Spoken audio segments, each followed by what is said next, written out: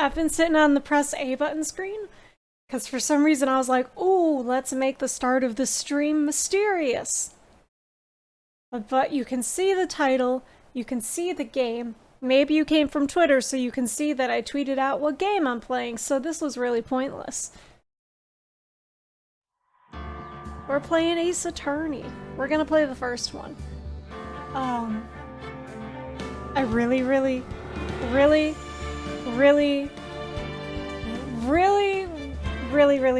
like this game a lot. It's definitely one of my favorite games of all time. Definitely in the top 10. Totally in the top 5.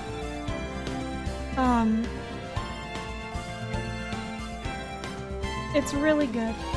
The music is awesome. The stories are great. The characters are phenomenal.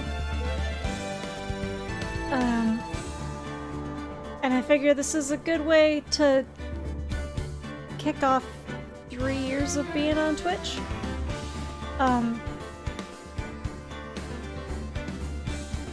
Is it 3? Oh my god, is it only 2?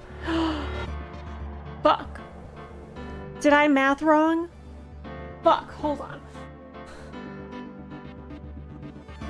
I totally probably did this wrong. It's probably only been 2 years. Oh, fuck!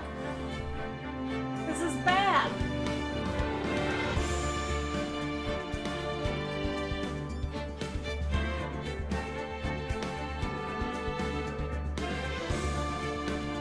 No, don't go to my channel. I don't want to hear myself.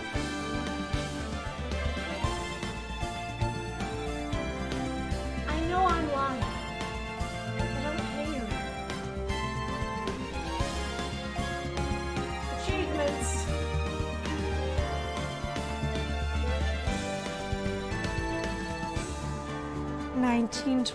Okay, it's been 3 years. Okay.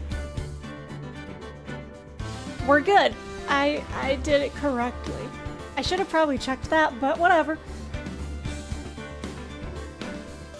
Yeah, so I've been streaming on Twitch for basically 3 years and a month at this point. That's cool. Maybe, I don't fucking know.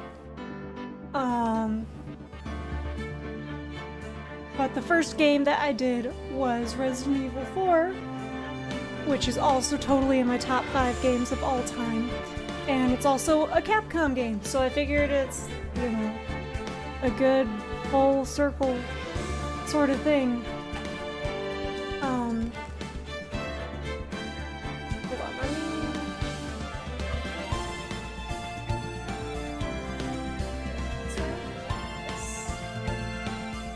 There we go.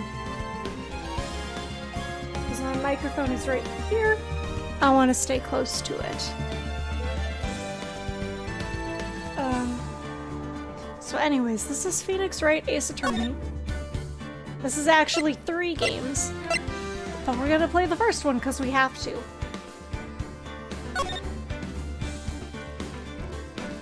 So for those who don't know, Phoenix Wright, the series, is a series of visual novel games. Also has like movies, anime, manga, books, live plays. Based off of it. It is about a lawyer named Phoenix Wright. He is the Ace Attorney.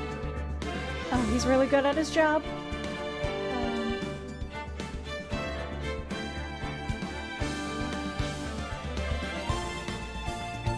And yeah, that's pretty much all you need to know.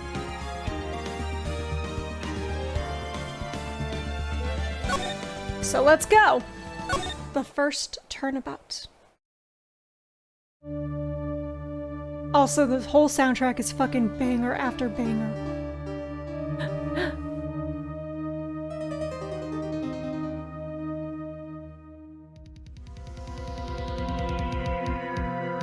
Damn it, why me?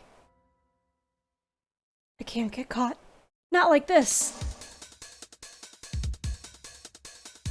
I've got to find someone to pin this on. Someone like him. I'll make it look like he did it.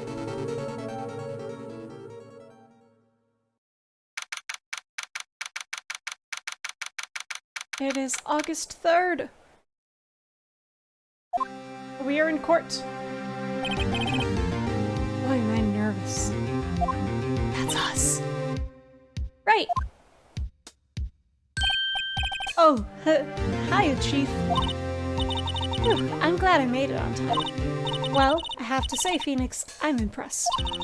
Not everyone takes on a murder trial right off the bat like this. It says a lot about you, and your client as well. Thanks. Actually, it's because I owe him a favor. A favor? You mean you knew the defendant before this case? Yes. Actually, I kinda owe my current job to him. He's one of the reasons I became an attorney. Well, that's news to me.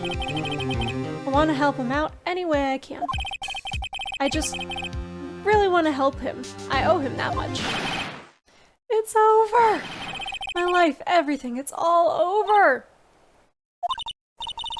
Is that your client screaming over there?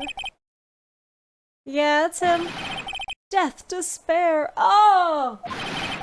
I'm gonna do it. I'm gonna die. God, I fucking wish. Don't threaten me with a good time. You know what I'm saying? Sounds like he wants to die. Yeah. Nick. Hey. Hey there, Larry. Dude, I'm so guilty. Tell them I'm guilty. Give me the death sentence. I ain't afraid to die. What's wrong, Larry? Oh, it's all over. I'm finished. Finished! I can't live in a world without her. I can't. Who took her away from me, Nick? Who did this?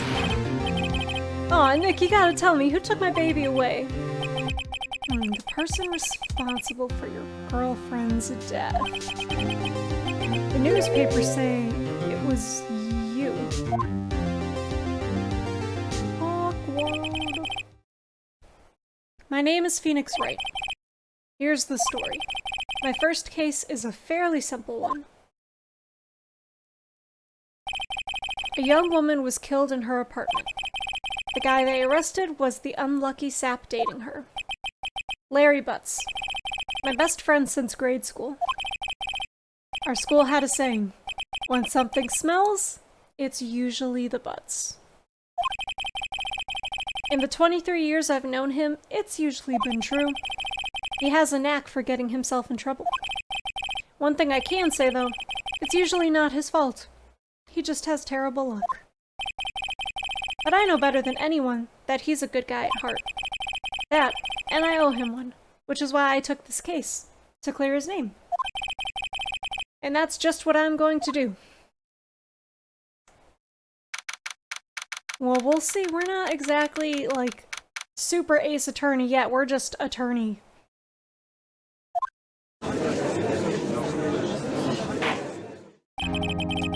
Court is now in session for the trial of Mr. Larry Butts.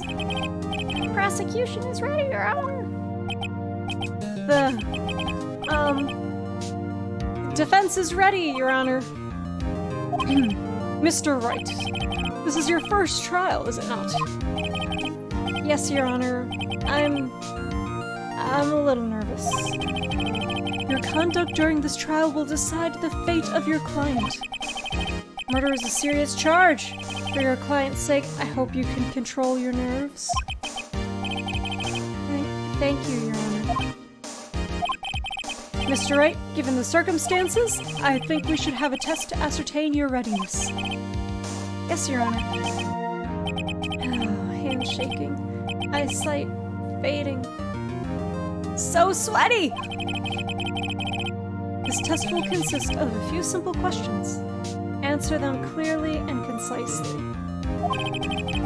Please state the name of the defendant in this case. Well, we already know it's Larry Butts. The defendant? Well, that's Larry Butts, Your Honor. Correct. Just keep your wits about you and you'll do fine. Next question. This is a murder trial. Tell me, what is the victim's name? Oh, I know this one. Glad I read the case report cover to cover so many times. It's... Wait. Oh no, I forgot. Oh, I'm drawing a total blank here. Phoenix, are you absolutely sure you're up to this? You don't even know the victim's name? Oh, the victim! Of course I know the victim's name. I just forgot. Temporarily. I think I feel a migraine coming on. Look, the victim's name is listed in the court record. Just press the R button to check it at any time, okay? Remember to check it often. Do it for me, please. I'm begging you. So who's the victim? So press R to go to our court record here. And it has all of our evidence. So we can see that we have our attorney's badge. And we can see that the autopsy report, time of death was between 4 and 5 p.m. And cause of death was loss of blood due to blunt trauma. If you hit R again, we can see the profiles of everybody involved. So we have Mia, who's our boss. She's awesome. Larry. He's Larry. Cindy, the victim in the case, a model who lived in an apartment by herself. And Winston Payne. Most names in this game are a pun, so I hope you're ready for that. They're fucking awesome. Like, imagine being named Winston Payne. You either become a pro wrestler or a terrible attorney who winces like he's in pain a lot. Anyways, Cindy Stone. Not Cinder Black, but Cindy Stone is our victim. The victim's name is Cindy Stone. Correct. Now tell me, what is the cause of death? She died because she was hit with a blunt object. And we saw that in the opening cutscene as well. She was struck once by a blunt object. Correct. You've answered all my questions. I see no reason why we shouldn't proceed. You seem much more relaxed, Mr. Wright. Good for you. Thank you, Your Honor. Because I don't feel relaxed, that's for sure. Well then. First, a question for the prosecution. Mr. Payne? Yes, Your Honor. As Mr. Wright just told us, the victim was struck with a blunt object. Would you explain to the court just what that object was? The murder weapon was a statue of the Thinker. It was found lying on the floor next to the victim. I see. The court accepts it into evidence. Mr. Wright, be sure to pay attention to any evidence added during the trial. That evidence is the only ammunition you have in court. Use the R button to check the court record frequently. Mr. Payne, the prosecution may call its first witness. The prosecution calls the defendant, Mr. Butts, to the stand. Chief, what do I do now? Pay attention. You don't want to miss any information that might help your client's case. You'll get your chance to respond to the prosecution later, so be ready. Let's just hope he doesn't say anything unfortunate. Larry gets excited easily. This could be bad.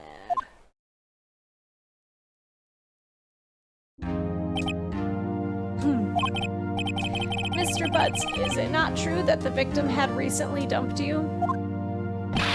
Hey, watch it, buddy!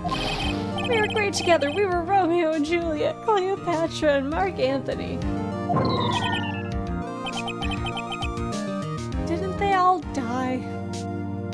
I mean, Larry's halfway there. I wasn't dumped. She just wasn't taking my phone calls or seeing me, ever. What's it to you anyway? Mr. Butts, what you described is generally what we mean by dumped. Hi, Kaiba! In fact, she had completely abandoned you and was seeing other men. Fucking Winston going in for the jugular right off the bat. She had just returned from overseas with one of them the day before the murder. So why are you not bringing that dude in here? Come on. What do you mean, one of them? Lies, all of it lies. I don't believe a word of it. I love Larry. Your Honor, the victim's passport. According to this, she was in Paris until the day before she died. Man, she literally could have stayed in Paris another day and things would have been fine. Indeed, she appears to have returned the day before the murder. Dude, no way. The victim was a model, but did not have a large income. It appears that she had several sugar daddies. How do you have more than one? Logistically, I don't think you can really do that. Daddies? Sugar? Yeah, older men who gave her money and gifts. She took their money and used it to support her lifestyle. I know, right? Dude. You can clearly see what kind of woman Mr. That's fucking rude, and you know it. Tell me, Mr. Butts, what do you think of her now? What does that have to do? If anything, he could be like, man, I wish I was the one who murdered her. Right. I don't think you want him to answer that question. Yeah, Larry has a way of running his mouth in all the wrong directions. Should I... Let's stop him from answering.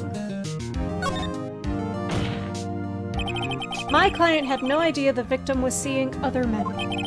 That question is irrelevant to this case.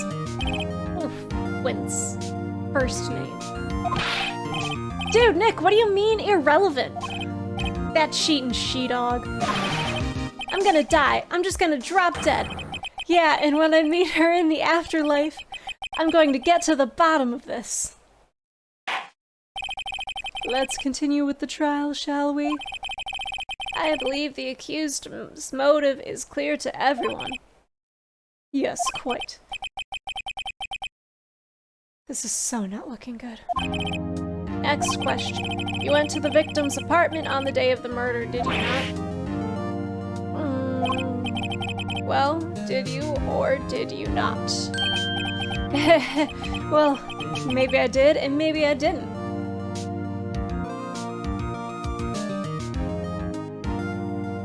Nah. There's just something about the OG trilogy that is just at a different caliber than everything that came after it. Uh-oh, he went. What do I do? We need to have him answer. We can't have him do all some perjury shit. I know. I'll send him a signal. Because that's totally gonna work. Tell the truth. Point. Oh, wait, hold on. Oh, my camera's not long enough for me to do the Phoenix Point. Sad. Yeah, I was there. I went. Order! Well, Mr. Butts? Dude, chill. She wasn't home, man, so, like, I didn't see her.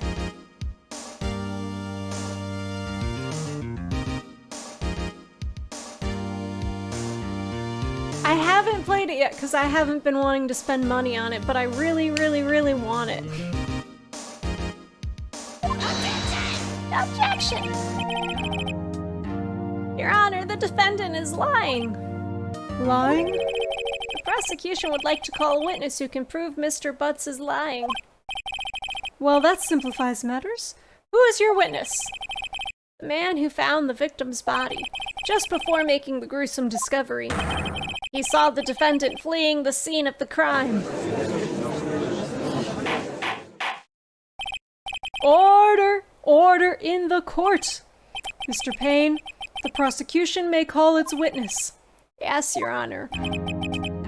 This is bad. On the day of the murder, my witness was selling newspapers at the victim's building. Please bring Mr. Frank Sawit to the stand. Get it? 'Cause he saw it? Ha ha ha ha.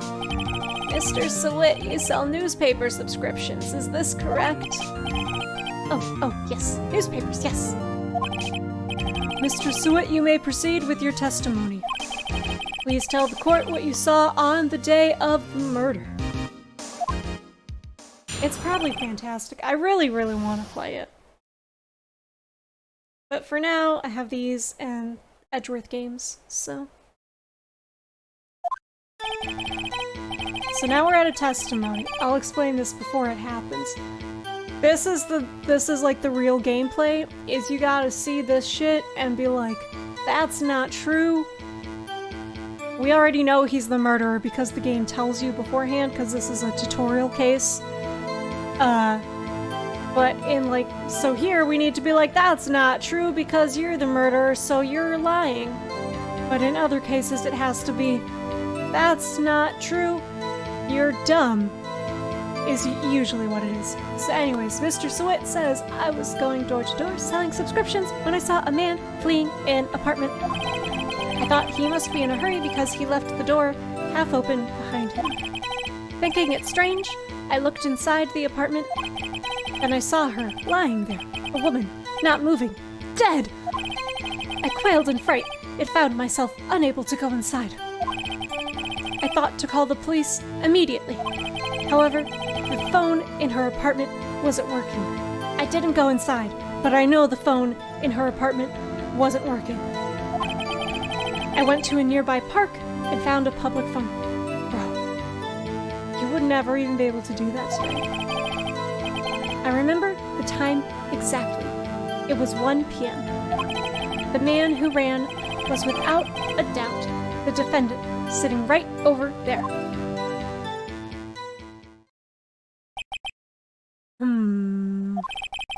Mary, why didn't you tell the truth? I can't defend you against a testimony like that. Incidentally, why wasn't the phone in the victim's apartment working? Your Honor, at the time of the murder, there was a blackout in the building. Aren't phones supposed to work during a blackout? Yes, Your Honor. However, some cordless phones do not function normally. The phone that Mr. Sawit used was one of those. Is that even true? That's something I've always wondered about this case. Like, at least in my experience, most cordless phones, you plug in you put in the stand so it charges, so that way it can be not plugged in. You know? Or maybe, this is old, so maybe... Usually then, like, God, I feel old. So you buy a set, and one phone has to be hooked into a phone jack, and it, like, connects to all the other wireless phones that only need to be plugged in with, like, an AC adapter. So maybe... in the case of, like, if the main phone that's attached to the jack doesn't work, the others don't. How did that even work? God, that's so early 2000s. Because, like, you would do that. You would buy, like, a whole set so you could have different ones around the house, but the main one would have, like, the answering machine on it. That was the thing, right? I'm not coming up with false memories. That's totally real. That's definitely real.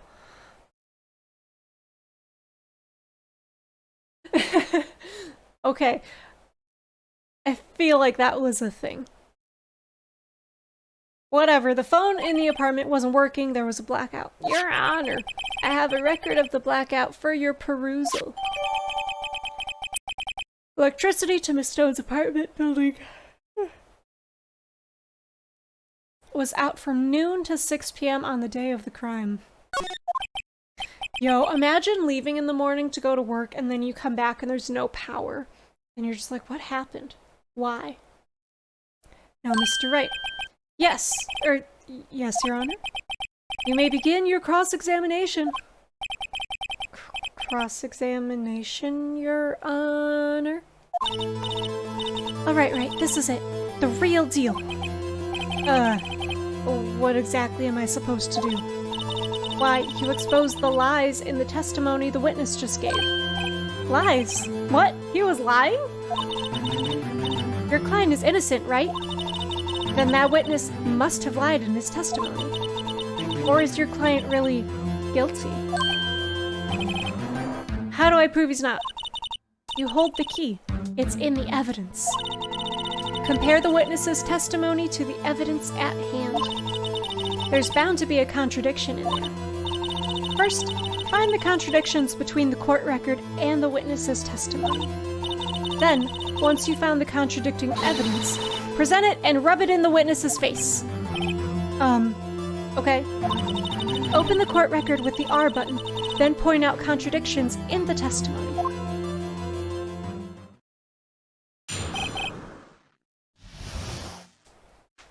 Alright. So Mr. Sweat was going door to door. Okay, actually, hold on. Let's explain. There are two things you can do during a cross-examination. You can press... Hold it! Or Phoenix says, hold it! And then he'll say something like, isn't a man leaving an apartment a common sight? I find it odd you would take notice of him. Heh. I don't know. He just seemed strange to me, that's all. Like, he was mad, and yet frightened at the same time. Just like a criminal fleeing the scene of a crime. The defense requests that the witness refrain from conjecture. Of course, what the witness means is that the man he saw looks suspicious. So what happened next? That's what pressing is. You can use it to get more information, sometimes just get funny dialogue. In the second game, I don't think it happens at all in the third game, but in the second game, there's, I think, 2 instances where you can't progress the case until you press every statement in a testimony twice. But pressing is very important. When in doubt, just press, press, press, press, press. So, let's see. I thought he must be in a hurry because he left the door half open behind him. Half open, you say?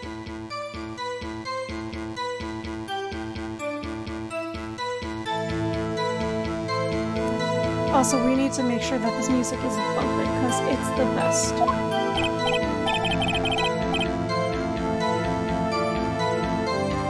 Yes, the door was halfway open, yes. I watched for a moment, but no one came close to the door.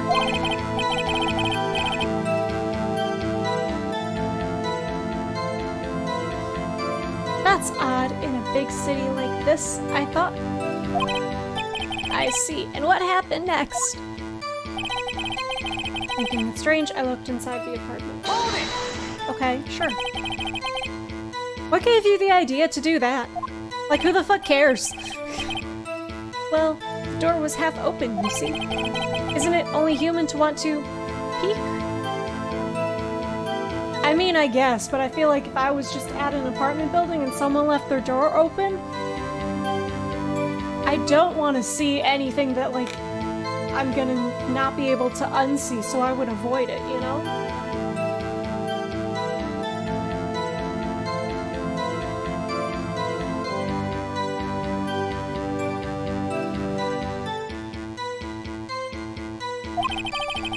We climb mountains because they are there. It's the same thing. Really not the same thing, dude.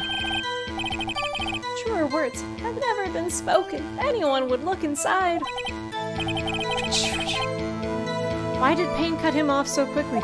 Because he knows that's fucking dumb? So you looked into the apartment. What happened then?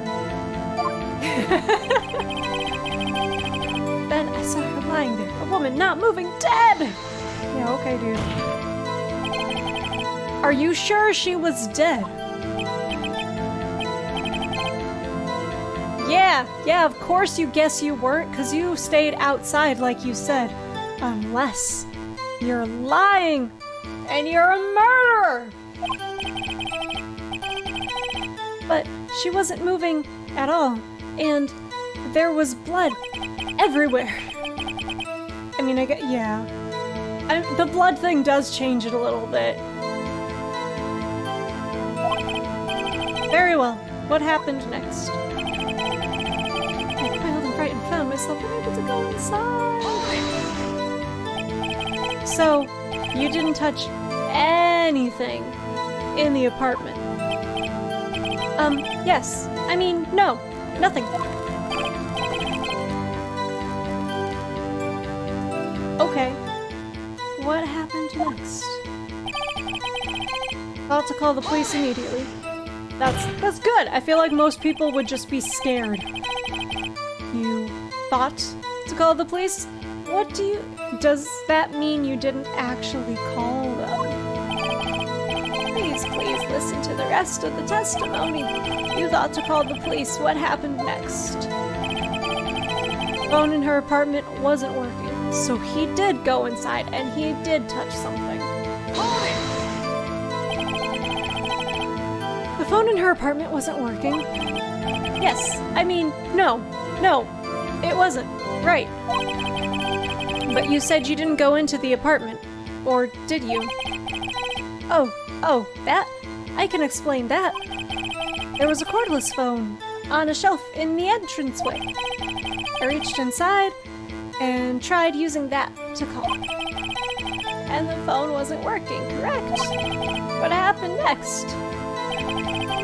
Went to a nearby park and found a public phone. Yeah, public phones are such a fucking novelty. They're so cool. Actually, they're probably really not. You know what? Actually, I take that back. Imagine a public phone during coronavirus time. Why use a public phone? Well, you see, I don't have a cell phone, because this is like a 20-year-old game. And being in the middle of the afternoon, there was no answer at the nearby apartments. Actually, hold on. When was the first release of this game?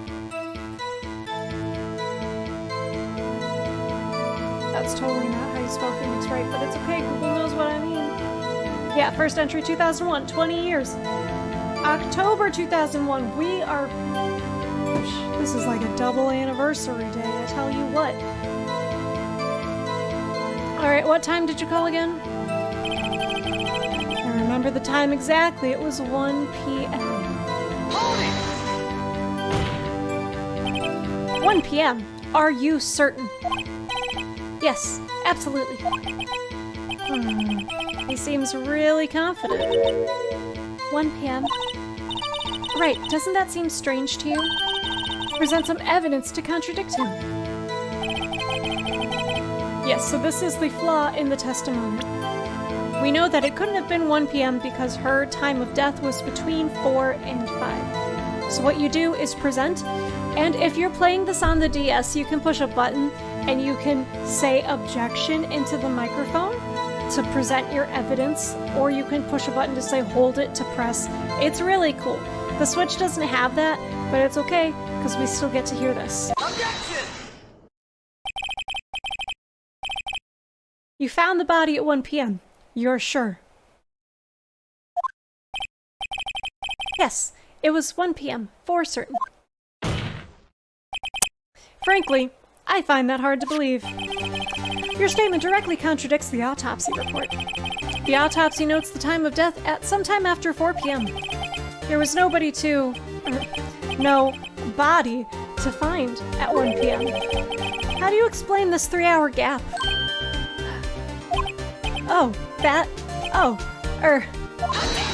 Look at him sweating, doing the shake. This is trivial. The witness merely forgot the time. After his testimony, I find that hard to believe. Mr. Sweat, why were you so certain that you found the body at 1 p.m.? Gee, that's a really good question. Great job, Wright. Way to put him on the spot. That's all you have to do. Point out contradictions. Lies always beget more lies. Yo.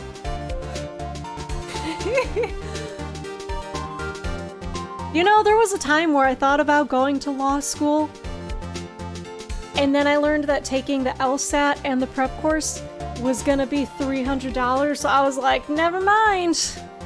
Not doing it. And my life is definitely way better because I didn't try to do that. Because this is not what being a lawyer is like. If being a lawyer was like this, hell yeah, I would do it. But it's not, so I'm not. See through one, and their whole story falls apart. Wait, I remember now. Would you care to give your testimony again? See, like, why is he allowed to do this? I feel like most courts would be like, well, you kind of fucked up, so sorry. You see, when I found the body, I heard the time. There was a voice saying the time. It was probably coming from the television. Oh, but it was 3 hours off, wasn't it? I guess the victim must have been watching a video of a taped program. That's why I thought it was 1 p.m. Terribly sorry about the misunderstanding. I see. You heard a voice saying the time on a taped program. Mr. Wright, you may cross-examine the witness. Right. You know what to do. I got this.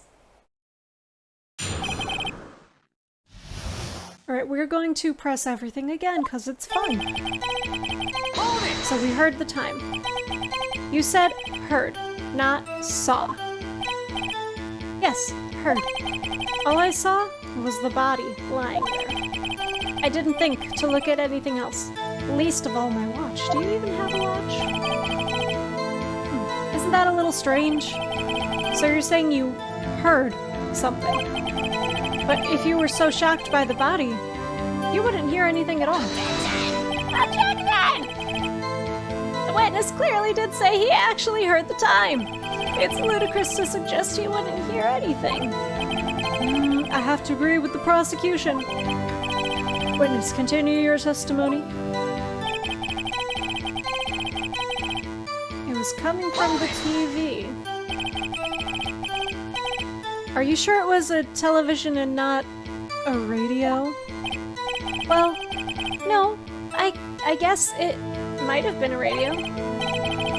Incidentally, there was no radio on the premises. There was only one large television. Right. I can't put my finger on it, but something about this seems fishy. Something about hearing the television. The witness has testified he heard the time. It was 3 hours off, wasn't it? Wasn't it? How do you explain the gap?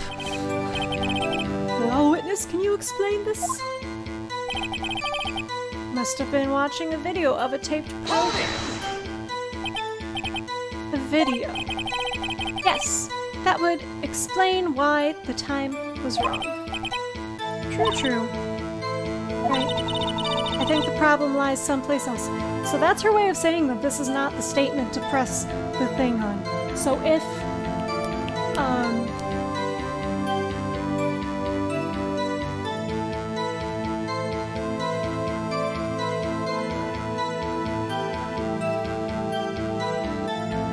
sorry, my computer did a thing.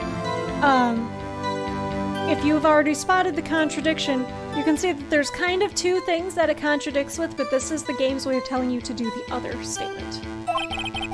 You agreed that you heard the time of the scene then. That's why I thought it was 1 p.m.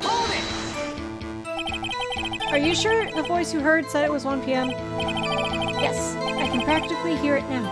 It was quite clear. Mr. Payne, has the prosecution verified this testimony? My apologies, Your Honor. I, too, have only just learned that the witness heard the time. Oh, I'm really sorry. I only remembered it just now. Terribly sorry about the misunderstanding. Uh-huh. Well, you just watch it. Not much point in pressing him on that one, was there? So if you get to the end of a thing, of a testimony, and you haven't done the contradiction point out thing, or maybe there's more than one that you do, sometimes you need to press to get them to amend a statement that will allow you to present evidence. That's not in this case, but that will happen in the next case. But so, Phoenix will usually say something like, oh, here's my thought process. And it just takes you back. So, Here, it was probably coming from the television. But as we know, there was a blackout, so there's no way she could have been watching TV. Objection! Hold it right there. The prosecution has said there was a blackout at the time of the discovery. And this record proves it.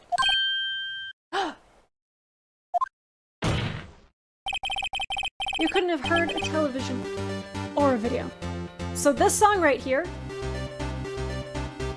this was my ringtone for like 3 years.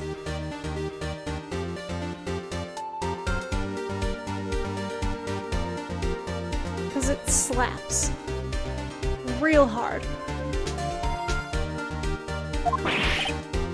Ah! The defense has a point. Do you have an explanation for this, Mr. Sewit? No, I find it quite puzzling myself. Quite. Ah! Well, wait, I remember now. Mr. Sewit, the court would prefer to hear an accurate testimony from the very beginning. These constant corrections are harming your credibility.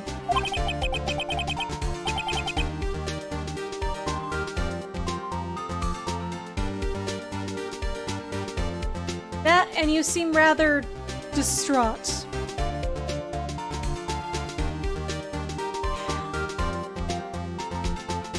I feel like it'd be hard to do that much back and forth without moving your face. You know? But it totally does tell you that you did good. This song is here to give you that serotonin rush. That mixed with the objection! Because there's nothing better than a good objection or hold it in this game. My apologies, Your Honor. It must have been the shock of finding the body. Very well, Mr. Sewit. Let's hear your testimony once more, please. Here we go. He's sweating. Are you ready for this music? Oh, it's the same one. Dang it. I thought it was going to be the faster one. Actually, I didn't hear the time. I saw it. There was a table clock in the apartment, wasn't there? Yeah, the murder weapon. The killer used it to hit the victim. That must have been what I saw. You saw a clock? I guess that would explain it. The defense may cross-examine the witness. Gladly. So, I feel this one is pretty obvious. His whole story is falling apart. He didn't hear the time he saw it because the statue of the thinker is a clock. What does it say here? Newspaper salesman who saw Larry flee the scene. It strikes me as a very suspicious mistake. Yes, I can see how you'd be a little doubtful. I'm really sorry. I only just remembered that table clock. A table clock. Also, the judge doesn't know like anything about technology, and it's pretty awesome. Just wait until we get to a digital camera. There was a not like he doesn't know what a table clock is, he obviously does, but just when he makes that face like he's really confused, and he'll say things like, a table clock. So there was a table clock in the apartment. A table clock? Was there a clock at the scene? This is the first I've heard of it. Yeah, the murder weapon. So I'm not gonna press this, I'm just gonna present because... Objection! Not a clock. Wait just a moment. The murder weapon wasn't a clock. It was the statue. Oh, hell yeah. How is this supposed to be a clock? What? You with your objections and your evidence. Just who do you think you are? He-Man. Just answer the question, Mr. Sewit. Hey, I saw it there, okay? That's a clock. Your Honor, if I may. Yes, Mr. Payne? As the witness stated, This statue is indeed a clock. The neck is a switch. You just tilt it and it says the time out loud. As it doesn't look like a clock, I submitted it as a statue. My apologies. Okay, real question though? Why would you want a clock like this? Like, I guess that's cool and like maybe fancy, maybe kind of bougie, but it seems really inconvenient. I guess. I feel like at that point you should just get a clock and a statue of the Thinker, like 2 separate things instead of a duo. Like, you know, look cultured with your art, but still be able to just glance at the time. So the murder weapon was a table clock after all. Well, Mr. Wright, it appears that the witness's testimony was correct. This is a clock. Do you have any problems with his testimony now? Yeah. If I don't, then he's telling the truth, but we know he's a liar. Your Honor, there is a gaping hole in this witness's testimony. I don't know if I'd go that far, but yeah. The only way he could have known the weapon was a clock is to hold it in his hand. Yet the witness testified that he never entered the apartment. Clearly, a contradiction. Indeed. The witness knew it was a clock because he went into the apartment. Doesn't matter if you knew the victim. I don't think she's going around telling everyone about her clock business. You're lying. You were inside the apartment on the day of the murder. Oh yeah? Prove it. Prove I went in there. I'll do better than that. I can prove that you were the one who killed her. You struck her with the clock, and the shock of the blow triggered the clock's voice.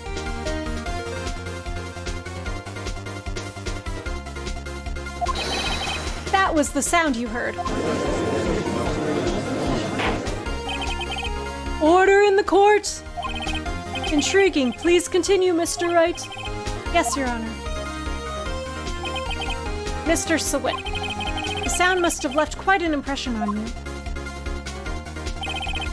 Understandable, since the murder weapon spoke just as you hit the victim. The voice was burned into your mind. That's why you were so certain about the time. Objection! What's the meaning of this? This is all baseless conjecture. Baseless? Shh, you're baseless. Look at the witness's face. Would the witness care to elaborate? Did you strike the victim with the clock? That day, I never. Look, the clock, I heard, no, I saw.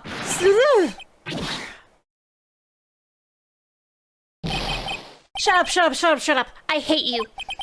It was him. I tell you, I saw him. He killed her, and he should burn. Give him death. Order in the court, I say. So the Phoenix Wright movie, it's really good, by the way. Opens basically with the ending of this case. It opens with something that'll be a spoiler for the second to last case of the game. But then it opens with Phoenix nailing this guy and him throwing his toupee. It's a really good opening. Your Honor, a moment, please. There isn't a shred of evidence supporting the defense's claims. Mr. Wright, Your Honor, you claim the sound the witness heard came from the clock. Do you have any evidence? The whole case is riding on this. I'd better think it through carefully. Your Honor, the sound Mr. Sawit heard was definitely the clock.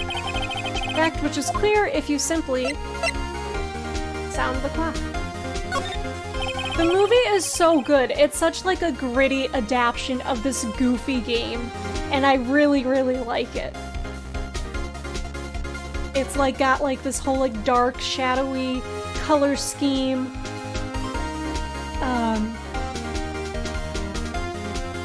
It's just like, it's so good.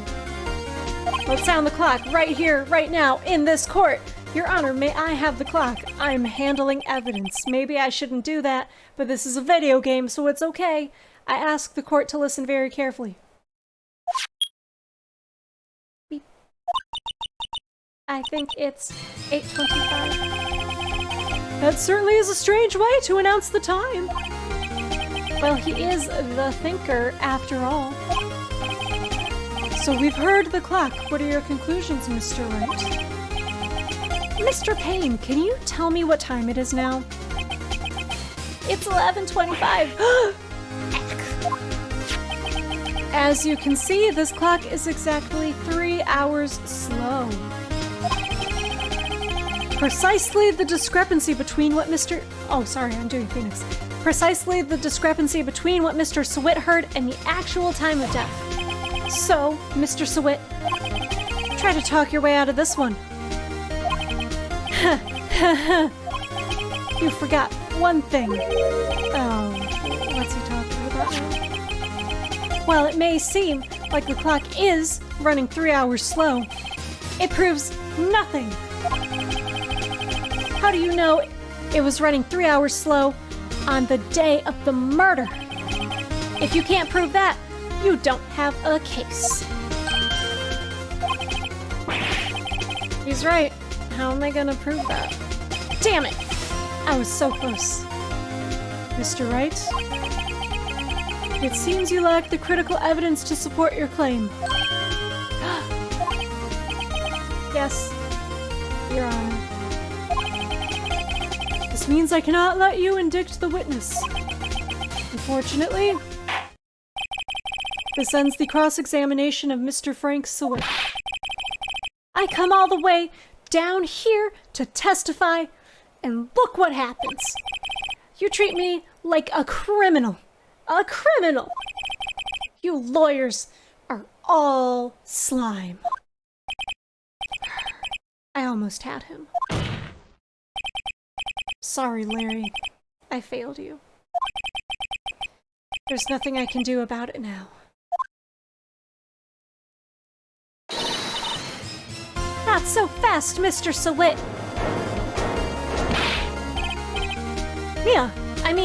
Chief! Listen up, Wright. Don't throw this one away. Not like this. Think. But, Chief, it's over. I can't prove the clock was slow the day of the murder. Nobody can prove that.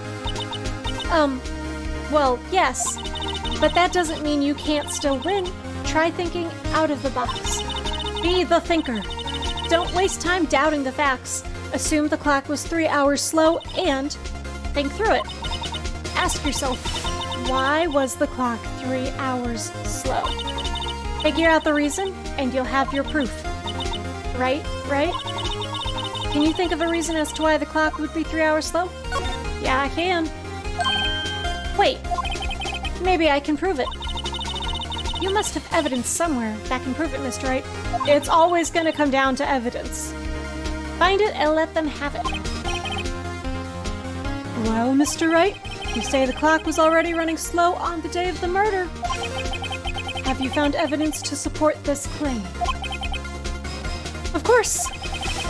There is a piece of evidence in the court record that can prove my claim beyond a doubt. Tough words. Let's see you pulled this one off. Let's see the evidence that proves why the clock was running slow. So what is the one piece of evidence we have that we haven't used yet? That matters. This doesn't matter. Our attorney's badge is just for show. It very rarely matters to anything. What about our passport that says she was in Paris? We're not in Paris. Time zones exist. Take that! The victim had just returned home from abroad the day before the murder. As we all know, the time difference between here and Paris is 9 hours. Yeah, everyone knows that, duh. What are you, stupid, not knowing the time difference between Paris and yourself? Like, come on. Fucking scrubs. When it's 4 p.m. here, it's 1 a.m. the next day there.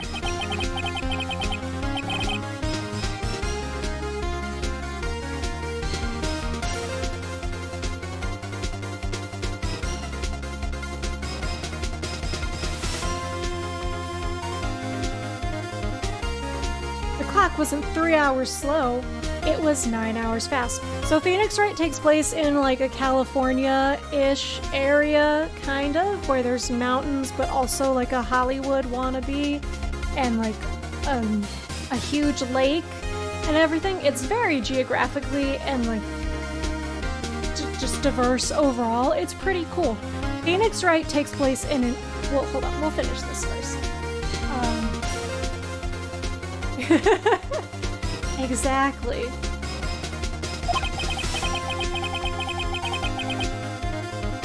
The victim hadn't reset her clock since returning home because she's not a loser. She probably had other things to do, like breaking up with Larry.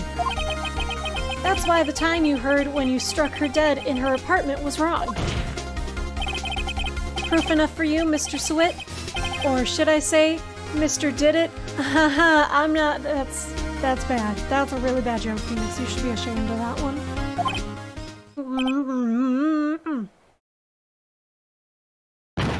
Just foams at the mouth and he dies. That's how the case ends. Order! Order, I say!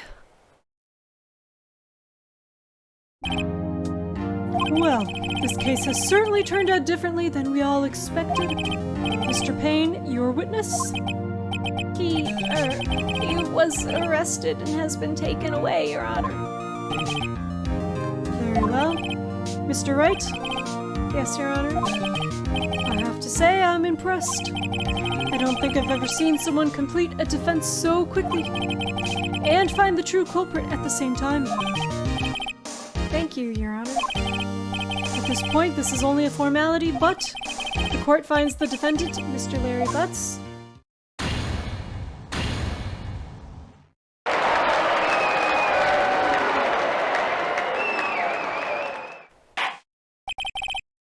And with that, this court is adjourned.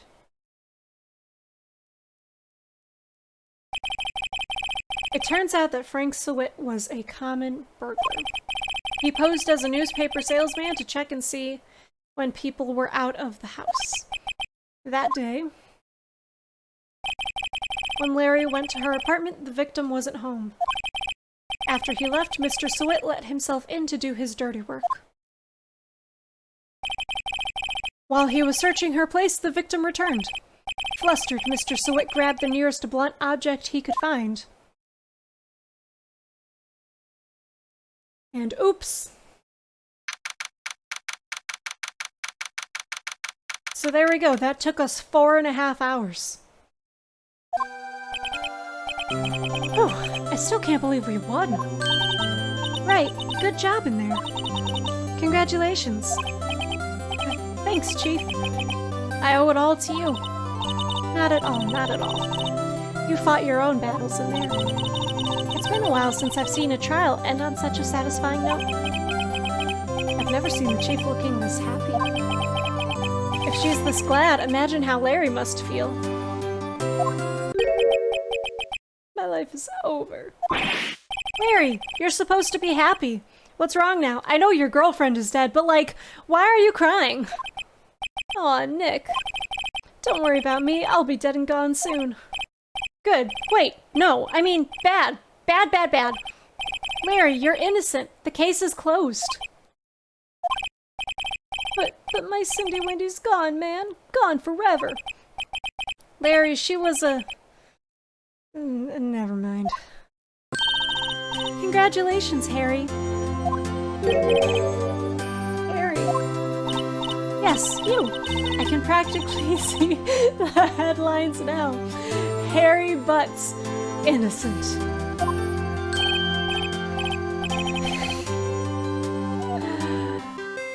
I love this game. It's got such good humor.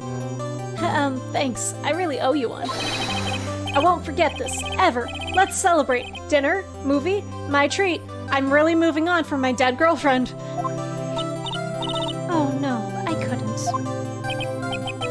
Hey, I was the one who got you off the hook. What the fuck, Larry? Why won't you take me to dinner and a movie? Oh, hey. Here, take this. It's a present. I just carry this around, I promise. A present for me? Wait, wasn't this the evidence that...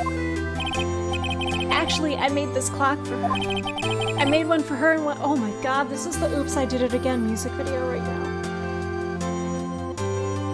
Okay, so in the music video for the song Oops, I Did It Again, and in the actual song, but like it makes more sense in the music video because we're watching visuals right now. You know, the part where the spaceman is like, Brittany, before you go, I want you to have this. And she's like, oh, it's beautiful. Wait a minute, isn't this? And he's like, yeah, yes it is. This is literally that. It's the Titanic reference from Oops, I Did It Again, just in a video game. Ah.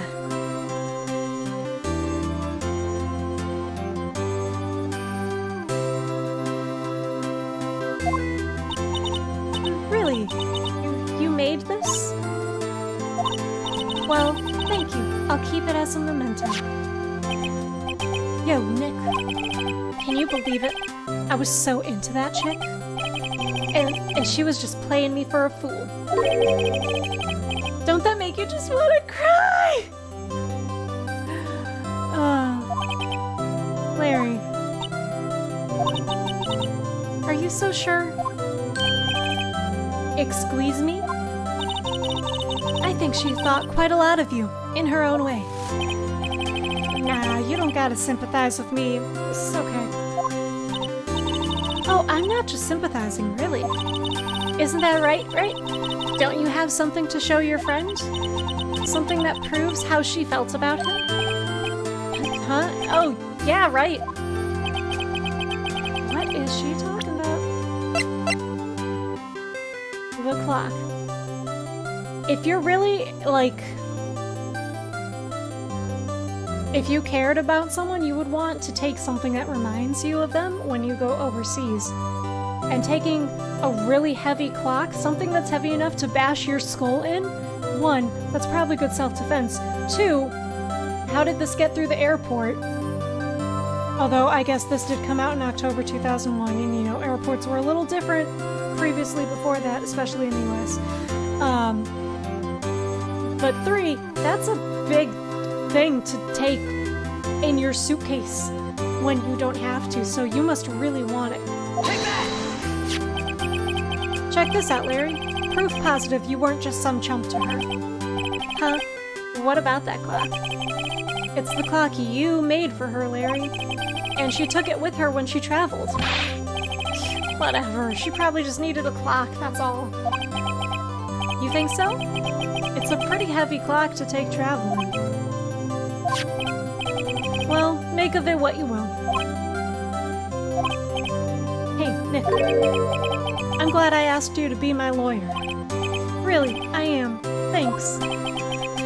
Hope that made him feel a little better. Right. I hope you see the importance of evidence now. Also, hopefully you realize things change depending on how you look at them. You probably should have learned this stuff in law school, but for some reason, because this is a video game, you don't know how any of this works. People, too. We never really know if our clients are guilty or innocent.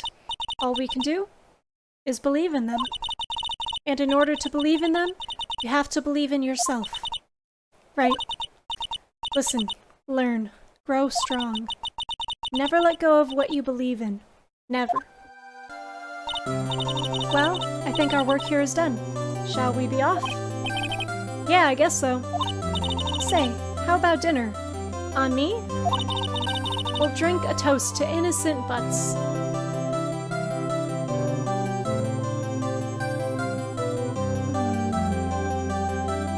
Oh, hi, Kai. I'm glad you feel motivated. There's an innuendo in here, but I'm not gonna make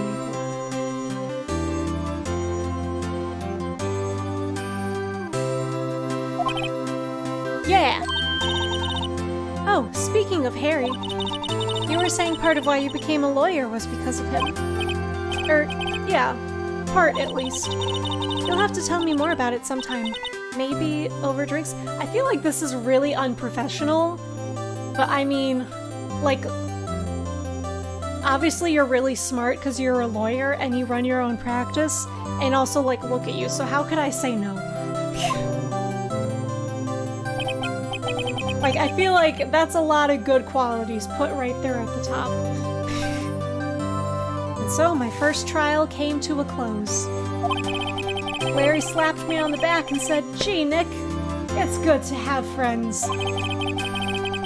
But I'm pretty sure he's not gonna pay us. Unless you count the clock he gave to me. Phoenix does a lot of pro bono work. I didn't know it then, but that clock was soon going to be at the center of another incident. And my promise to tell the chief about me and Larry would be one promise that I wouldn't be able to keep. And then it just ends! I love it! Oh, fucking cliffhanger right at the start. So now we have a new episode, which is a new case. Yes, I will save my progress. Look at all of these save spots that we have because this is HD on the Switch. If I remember correctly, on the DS version, you just save and that's it.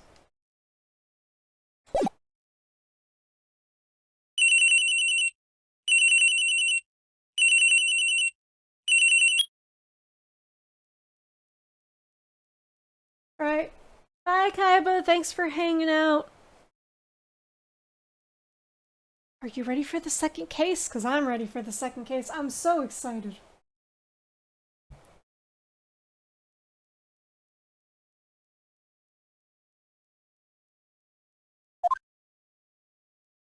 Hello, this is Maya.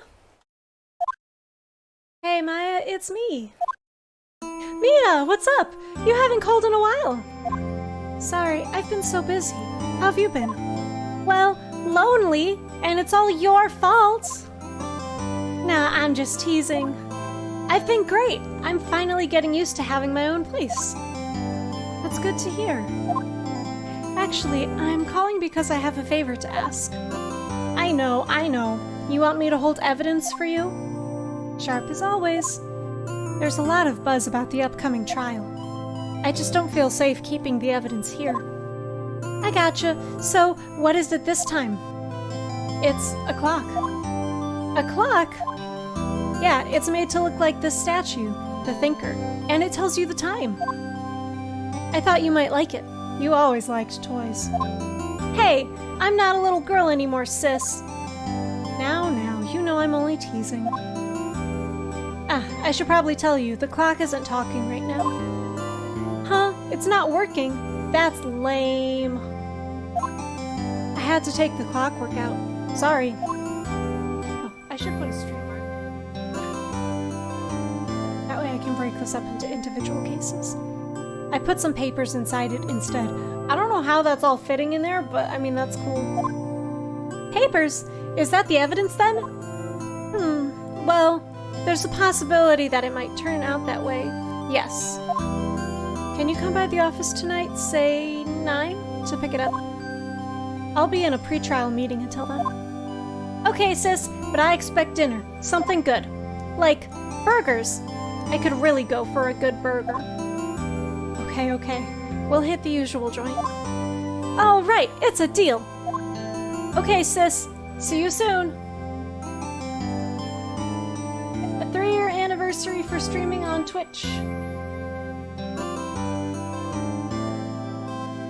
Okay, sis, see you soon. Yep, I'll be waiting. I'll be waiting, Maya. Beep! A really aggressive beep at that. Thank you. Conversation recorded September 5th, 9:27 a.m. So it's been about a month since our trial with Larry. Phoenix, I don't think, has had any other cases. No, he definitely hasn't had any other cases. Obviously, Mia, our chief, is working a bunch. We're probably assisting her. Maybe. Okay, it's about 9 o'clock. Now, Miss Faye, I'll take what's mine. The papers. I'm sorry, but I can't give you what I don't have. Miss Faye, you are a poor liar. Why, I see it right over there. That must be the thinker that swallowed those papers. How could you know? Oh, you are not cogniferous of my background. Gathering information is my business, you see. I should have been more careful. Oh, my dear Miss Fay, I am so very sorry. But I am afraid I must ask you for one more thing. Your eternal silence. Farewell, Miss Fay.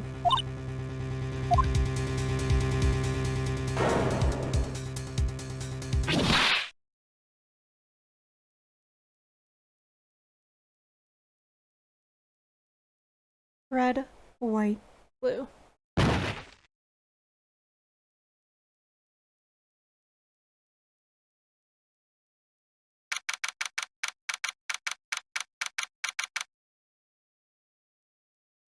Our boss is dead. Now we're never gonna get paid.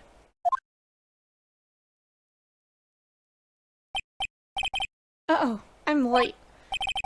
Huh, that's strange. Guess the chief left without me. She said her sister was coming over, so we should all go out for dinner. What's that smell? Blood? Mia! Maybe she's in her office. So now we have a new mechanic, which is to examine. I don't think we can examine anything in here. That's... yeah. Because Phoenix is just gonna say, we need to go. And we can also now move around, because we're outside of court. So, one section of this game is the court proceedings, the other section is the evidence gathering investigation. That smell. Blood! Says... someone's there. Chief? Chief! Chief!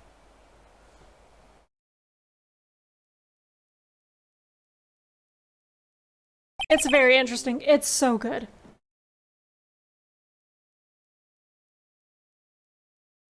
Automatic renewal. Oh, thanks, Nintendo, for automatically renewing me. That's nice. Who are you? And then she fainted. I would probably faint if I found my sister after she got murdered. The strange girl dropped out cold. I left her lying on the office sofa. I went back to the chief where she lay under the window.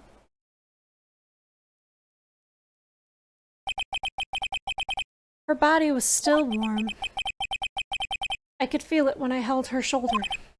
Then, all too quickly, it began to fade. Until finally, she was cold. Chief. So now we have real investigation. So your magnifying glass will light up yellow. And that's how you know that you can investigate something. Chief. It's hard seeing her like this, but if there are any clues here... She was struck on the head with a blunt object. She probably died instantly. The thinker lying next to her must have been the murder weapon.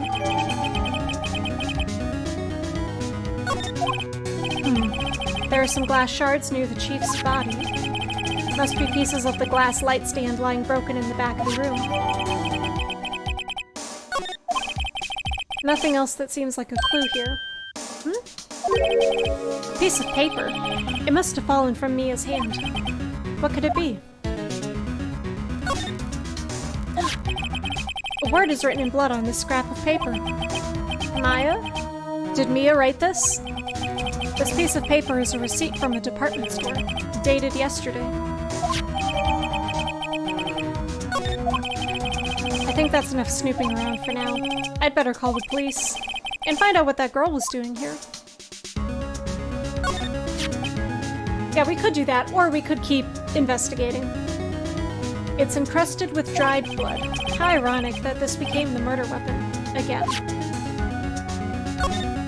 Oops. So Some shards of glass are scattered on the floor. They seem to be the remains of the glass light stand.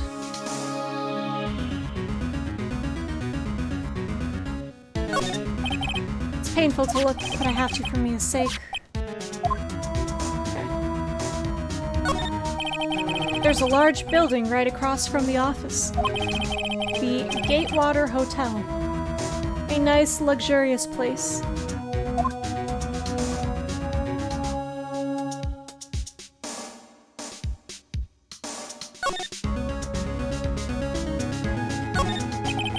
All the chief's important documents are packed in here. This is where she filed her case records and recent rulings. Here's our computer. This is how you tell this game came out in 2001. Surprisingly, the chief was never good with machines. About all she used this PC for was email. She picked up this ancient model at some garage sale for practically nothing. Oops. A perfectly normal office desk. The chief had a very particular policy about office decor. Spend big on stuff the clients use, but keep your own stuff simple. That's a good one. The Fay & Co. ledger book. Everything is written in the chief's ultra-neat handwriting. It's a small office, but it makes a good bit of money. That makes sense. To run your own practice, you gotta be doing well for yourself as a lawyer.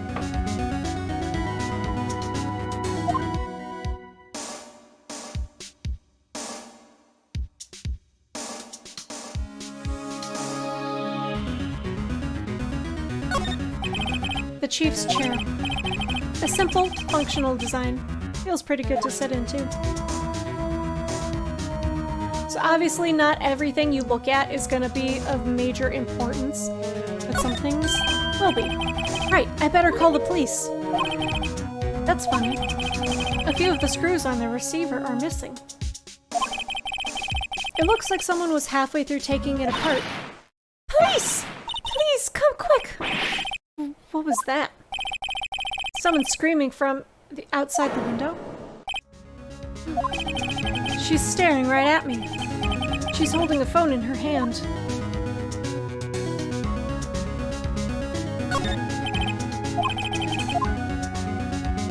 And that's everything we can investigate in here. So let's go back outside and notice the strange girl is missing. That girl just now, where'd she go? I put her right there on that sofa. Uh-oh, I hope she didn't run on me. Yipes! Don't scare me like that. Excuse me, but who are you? It's okay, I work here. Maya. Maya Fay. Maya Fay? Maya? So Mia was writing this girl's name. Maybe I should show her the receipt? I never thought there'd be a use for evidence like this outside the courtroom. Or maybe that'd be super traumatizing.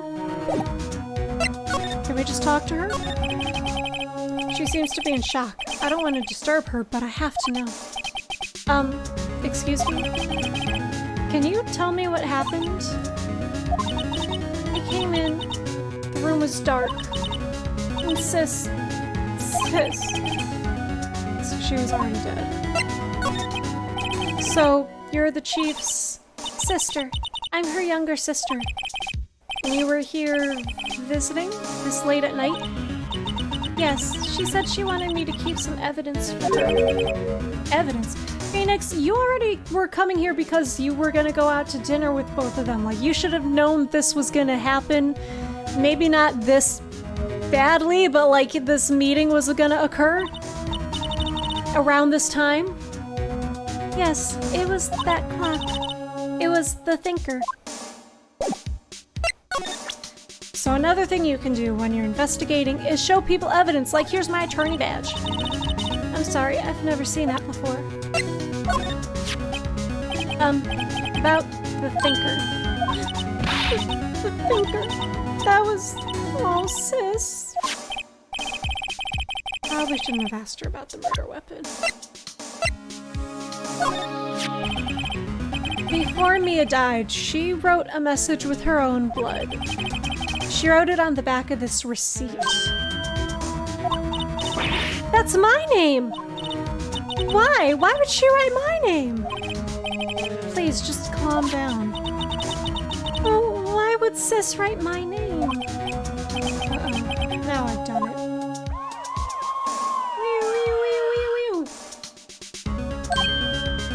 Are you ready to meet one of the best characters in this whole game? The police!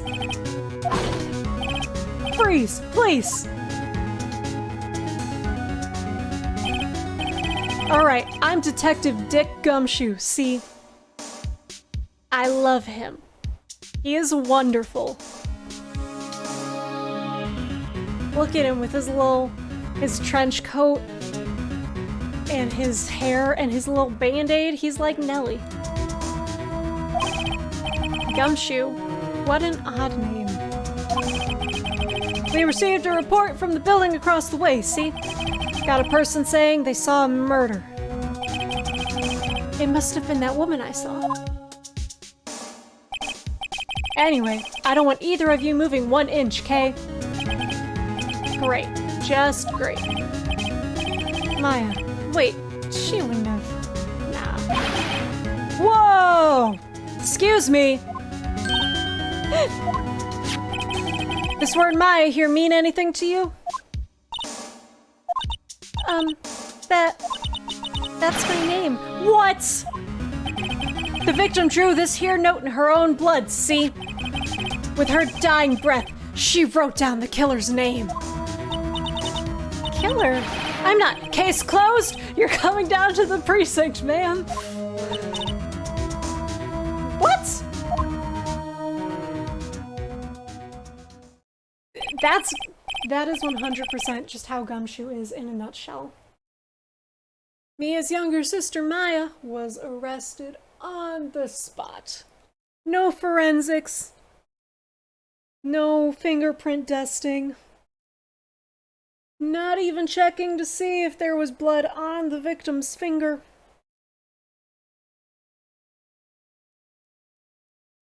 Just arrest. I was taken in for questioning and didn't get out until the next morning. My eyes were heavy, but I couldn't sleep.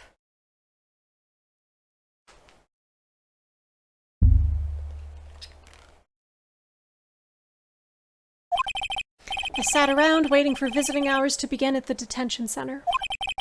I had to talk to Maya as soon as possible.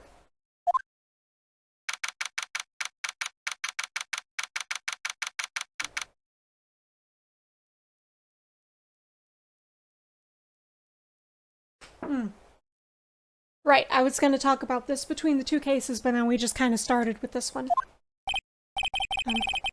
Wow, they have poor Maya locked up like a criminal. So Phoenix Wright takes place in an alternate timeline, I believe. The way that it's described is an alternate timeline where racism against Asian immigrants to America was not as much of a thing, so there's a bit more culture mixing. And it sort of blends the American and Japanese legal systems into this one fictionalized one. So in Japan, it's very common that arrests happen very quickly after crimes, and there's strong relationships between courts, lawyers, and the police force, and they all work together to try to get stuff down, and getting convicted of a crime if you are arrested is the most likely outcome. It's very hard to overturn an accusation if you're taken to court.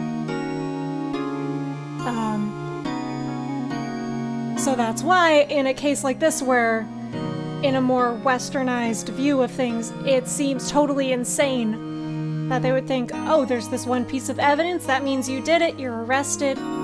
That's just how it is.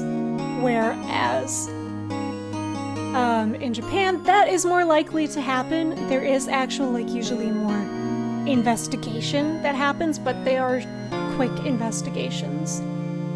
Which makes sense because, theoretically, you would want to get as far away from a crime scene as possible after you commit something. So you would want it to happen quickly. But so they've sort of blended some of that together and then just added in extra things that you'll see as we go through the court cases about like the way that evidence works and like how you can bring it into a court case and get it approved for trial and stuff. But anyways, Maya's been arrested. We know from the opening cutscene that she isn't the murderer. And even if we didn't, you know, she just doesn't seem like a murderer to me, but, you know, that's just me. Oh, it's you, the lawyer. Good morning. Good morning. She looks really tired. Are you going to be my attorney? Well, that's what I wanted to talk to you about. Not a chance. Fuck you. If you want me to be your lawyer, I will be your lawyer. Obviously, you don't know me, so I understand if you don't want to use me. I've only been in one trial, but I did win. I better give it to her straight. It's up to you. Up to me? Yes. I don't think this is something I should decide. It's your life. After all, you're the one in trouble here. They're never going to believe me, are they? Even you, when you found me in the office, you looked at me like I had done it. Did I look at her like that? No, I never thought... It's okay, I understand. And I also heard about you. Heard? Heard what about me? I was talking to my sister on the phone the other day. And? Today was my junior partner's first time in court. Wow, really? How'd that go? It was quite the scene. Honestly, I was on edge the whole time. It's been a while. Ha! So he crashed and burned? He's a genius. One of those strike fear into the hearts of evil types. The only thing he's lacking is experience. That's why she wanted to take us out for drinks. She wanted to give us some experience. I tell you what, boy, howdy. Sounds like it was fun. I'm sorry.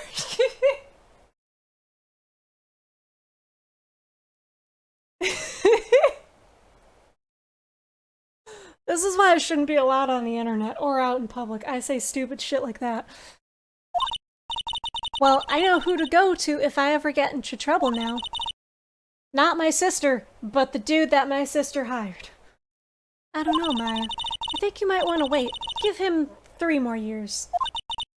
That is, unless you want to be found guilty. That's what she said. I'm sorry. I didn't mean to insult you. No, it's okay. It's true, I guess. But at the same time, I can't just sit by and watch. When I think of the person who did this to Mia... I know. So let's examine first, because we have a camera here. Smile for the camera. Yeah, this guy. This guard monitors the visitor's room. He hasn't moved an inch. A real pro, this guy.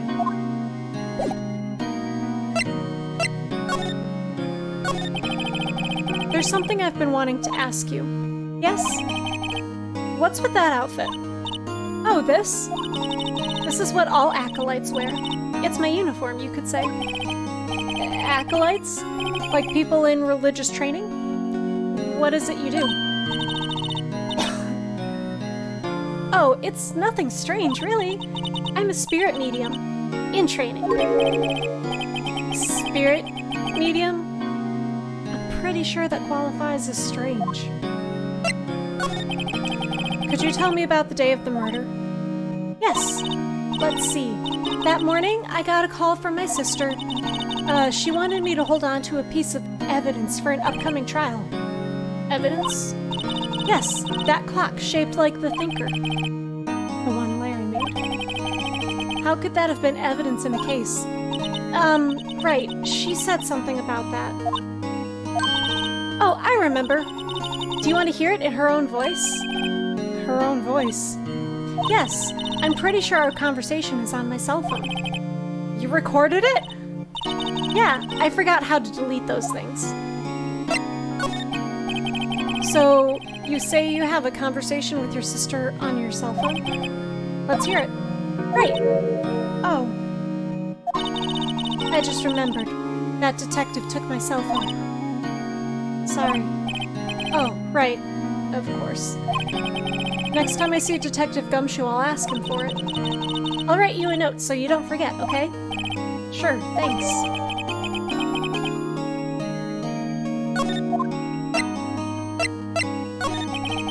So you're an acolyte, a medium in training. That's right. So, I'm gonna steal a joke here, from a Let's Player that I really like called Super Genius. When he played this game, he was, when she said that, he was like, what if she was actually a fugitive, and she's like a pretty petite girl, so she would be a small medium at large. I think that's a good joke. I really like that.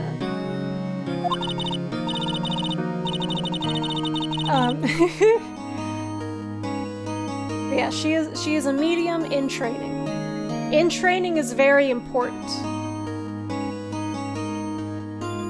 The Fae family, especially the women, have always been very sensitive to the spirit world. Wait a second, you said Fae family? So Mia was into this stuff too? Of course! She left the mountain to follow her career, she said. Her powers were first class too. I had no idea. Wait. What? So you're a real, honest-to-goodness spirit medium with ESP and all that? Yes. In training. Well, can't you contact Mia's spirit then? We can just ask her who killed her. I'm sorry. I'm still in training. I couldn't do something on that level. I thought that would be too easy. Something the matter? I was wondering, could I ask you a favor? This is the address of a famous lawyer. My sister gave me this a long time— oh, I'm so excited. She said if I was ever in trouble, I should call him. And, well, I'm in trouble. Do you think you could go ask him to represent me? Yeah, I'll do it. Sure, why not? I'll go ask. Thank you so much. I have no one else to turn to. Say, what about your parents? I see. Don't worry, leave it to me. Thank you. The trial's tomorrow at 10. What? Tomorrow? Tomorrow. What if this guy refuses? They told me that if I don't find one, the state will pick an attorney to defend me.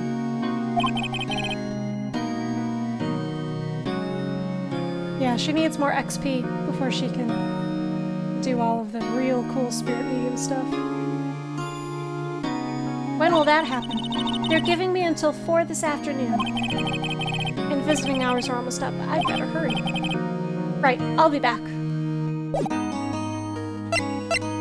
So, we could leave right away. We don't need to ask her anything about this. So, instead of going to him, let's go get that cell phone first. The office is filled with police officers. They're all busily searching for clues. Hey, you there! This is a crime scene, pal. No trespassing. Sorry, don't I know you from somewhere? Wait, you're that Butts guy, aren't you? No, Phoenix Wright. How could anyone mistake me for Larry? Ah, guess I got the wrong name, Mr. Wright. Sorry about that. That Butts guy, he was a killer, and you're no killer, right? He was proven innocent, and I'm the one who did it. Right, and you were... Suede Shoes Gumtree or Gumshoe? Let's be nice. Gumshoe, wasn't it? Dick Gumshoe? Right, at your service. Hang on, that's Detective Gumshoe to you, pal. Anyway, get the name right.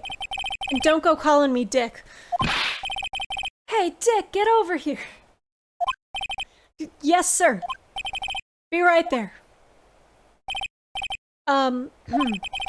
You're her lawyer, right, pal? If you got business here, you'd better do it quick. Oh, he thinks I'm Maya's lawyer. Yes, I am indeed a lawyer. Here's my badge. What's that?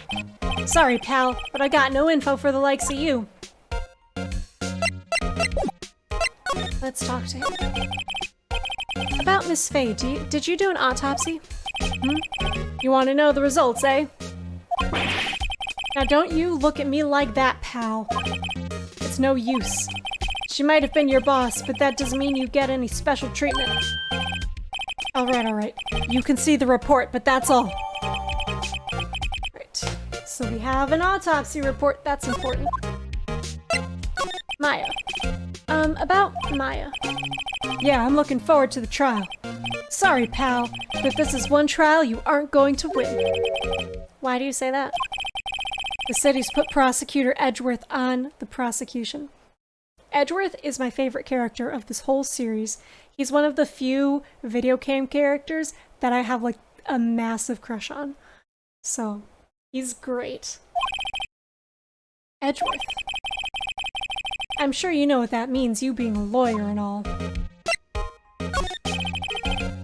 Prosecutor Edgeworth. That's right, pal. Mr. Miles Edgeworth himself. Wait, you do know him, don't you? Of course I do. I know him. He's a feared prosecutor. He doesn't feel pain. He doesn't feel remorse. He won't stop until he gets his guilty verdict. Aw, don't talk about him that way. You make him barely sound human. Still, I'm afraid this pretty much decides the case. So Edgeworth is on this one. He hasn't lost a case since he became a prosecutor at the incredibly young age of 20. Oh, he's a real Chad. Of course, there are rumors of back alley deals and forged evidence. All I know for sure is that Edgeworth hates crime with an almost abnormal passion. I never imagined I'd be facing him so soon. The conversation I had with my sister is recorded on my cell phone. I was wondering, did you see Maya Faye's cell phone? Oh, that? I have that. Do you think you could give it back? Sure. I mean, wait a second, pal. Tricky lawyer. Uh-oh, he's on me. Let's tell him not so straight. Can't be straight with this guy, but what should I tell him? Something the matter? Oh, no, that carrying strap on the cell phone. This? It says, the Steel Samurai, warrior of Neo-Old Tokyo. The Steel Samurai? That action hero on TV? Yeah, you see, that strap is a collector's item. She was worried it might get lost if it went down to the precinct. That what she said? Yes. Okay, pal. I wrote down all the numbers she called anyway. Here you go. Seems he didn't notice the recorded conversation. Classic Gumshoe move. Check the court record to hear the recorded conversation. Guess I've asked all the questions I need to. You all done, pal? Yes. Thank you. I'll be heading out now. Oh, wait. One more thing I wanted to mention to you. I don't suppose you're planning on talking to that witness. Anyway, you'd better not. No influencing the witness with your lawyerly ways, pal.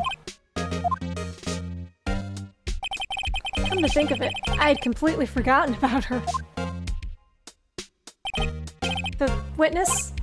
Yeah, Miss April May.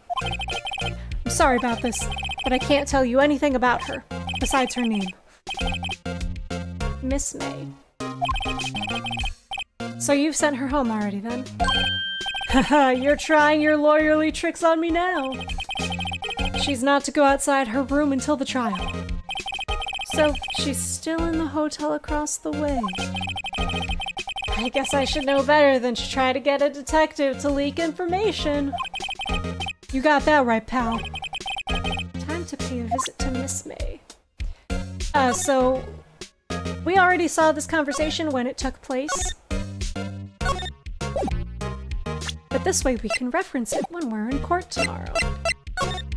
We can examine the room. Sky is blue, and so am I. There's that hotel right across the way. Mia's favorite potted plant. I remember it had this bizarre name no one could ever remember. Cordyline stricta, pal! Who was that? An old movie poster. Apparently this was the first movie that made Mia cry when she saw it. I'll have to check it out one of these days.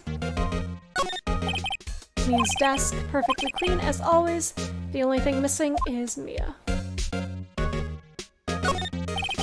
There's a horrendous amount of legal books here. Scarier still is that Mia probably read all of these.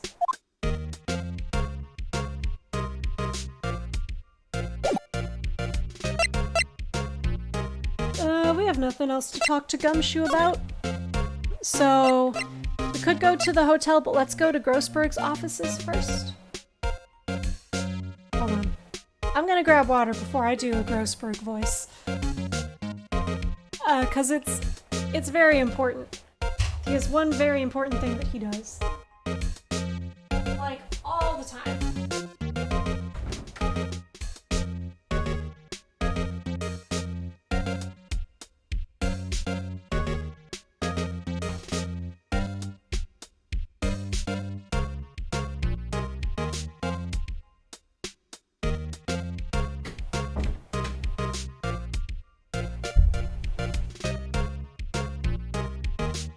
Every conversation with him starts the same way, and I want to do it justice.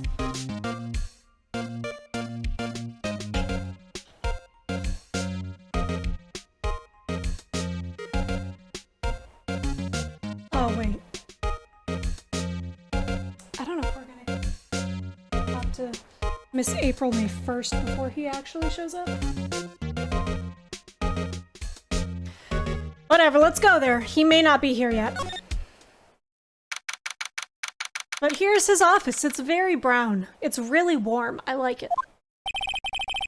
According to the receptionist, the big boss is out. She couldn't say when he'd be back. It must be hard to keep track of everything when you're a famous lawyer. Not to mention run an office like this. I guess I'll just have to come back later. Or we could examine. Look at this painting. That painting has been bugging me ever since I stepped in here. The oil paint is so thick, it's practically giving me a stuffed nose. I'm sure the price is nothing to sneeze at either, for that matter. Expensive-looking mahogany bookshelves filled with expensive-looking books. Funny, they don't look like they've ever been read. A solid mahogany desk. The wood's been polished to a deep luster.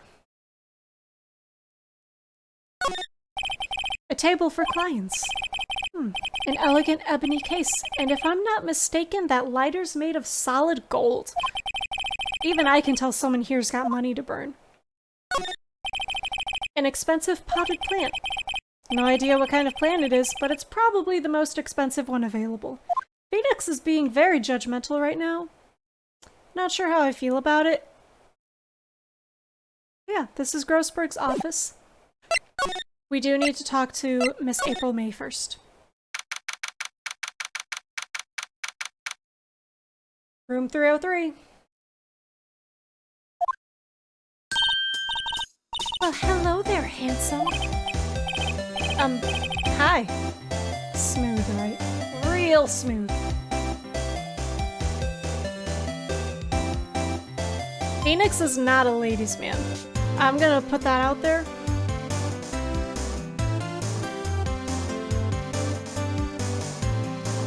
But he's got really broad shoulders at least, so like he's got something working for him, I guess, if that's what you're into. I don't know. Broad shoulders isn't really my thing. But it looks good with a lawyer suit because you look very like real lawyer. You're the lawyer, aren't you? The detective told me. He said, don't say nothing to that lawyer, pal. Memo to self. Thank Detective Gumshoe for making my job harder. Gee, this is all like something out of a movie. It's all so exciting, I can hardly contain myself. Ooh, let me go freshen up so I can look the part of the beautiful eyewitness. I pity the lawyer that has to cross-examine this one. So let's look around. Here's the window. The late summer sunlight streams through the window. There's the Fanco Law Office's building, of course. You can see inside the room pretty clearly from here. I think it would be a little difficult to recognize a face from this distance, though. A bottle and 2 glasses are on the table. Somebody must be staying with her. Ah, a still scene painting. Wait, should that be still life? Whatever, one of those is hanging on the wall. The flowers are fake, as expected. I know sunflowers and tulips, but that's about the extent of my floral knowledge. A simple bed. It's been recently made. Nothing eye-catching here.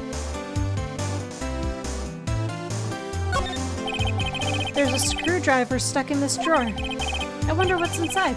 Let's take a look. Hey! What are you doing? No touching. Oh, bad boy. You really shouldn't pry around in other people's rooms now. You wouldn't want to make me upset, would you? Upset? I thought she was gonna explode for a second there. I wonder what could be inside the drawer. She's very uwu. Like, that's her personality, is just uwu. Hello, I'm a lawyer. Here's my badge. Excuse me, but I'm a witness. Police witness, you understand. How could I possibly give any information in good conscience? Me, the witness. It's just like in the movies. Do you think you could tell me something? I need you to describe what you observed at the time of the incident. Ooh, absurd incident. You sound just like a lawyer in the movies.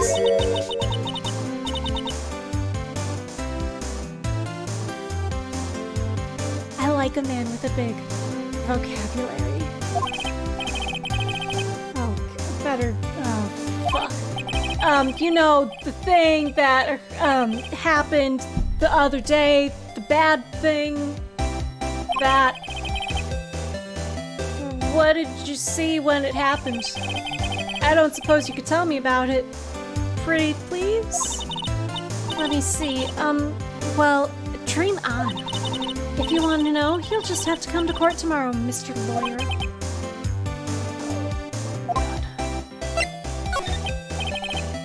Could you... just... who exactly are you? Oh, Mr. Lawyer, are you hitting on me? No! Hey, I'm just doing my job here. You know, you're cute when you blush. Believe me, this is the first time in my life I've blushed this much. Right. Can you just tell me what it is you do? Well, no. And you had your little hopes up, didn't you? Oh my god. I see there are 2 glasses on the table. Is someone staying here with you? Ooh, what amazing powers of observation. You must be one of those famous detectives, like on television. Oh, no, not me. I'm just a lawyer. Say, Mr. Big Detective, Why don't you go look for clues in the garbage? Miss May doesn't like nosy little lawyers. Oh boy. So yeah. That's Miss April May. Seems like Mr. Grossberg is out. Well, maybe I should just wait here for him to come back.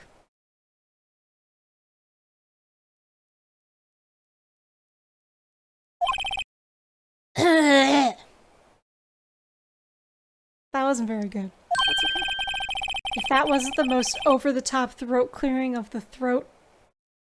Good job, me. Clearing of the throat I've ever heard. So you're the one they say has been looking for me? Yeah, that's me. He looks even grander than I imagined.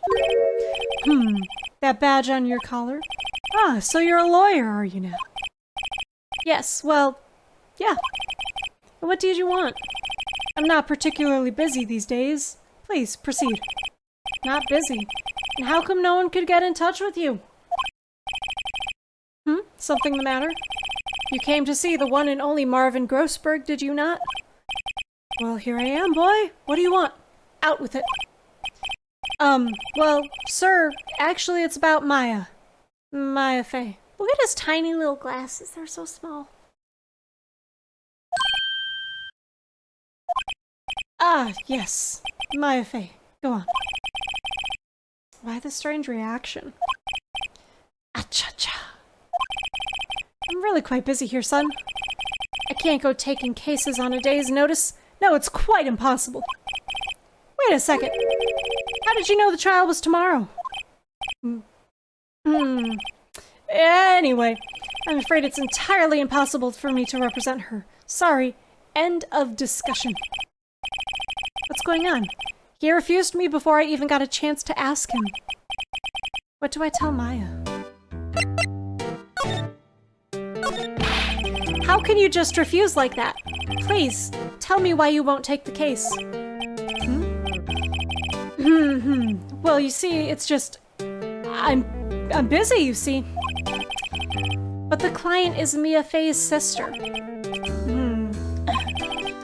Mia trusted you. She knew her sister would be in good hands. Yes, of course, I know that. However, I'm sorry, but I must refuse. Sorry, goodbye. Creep.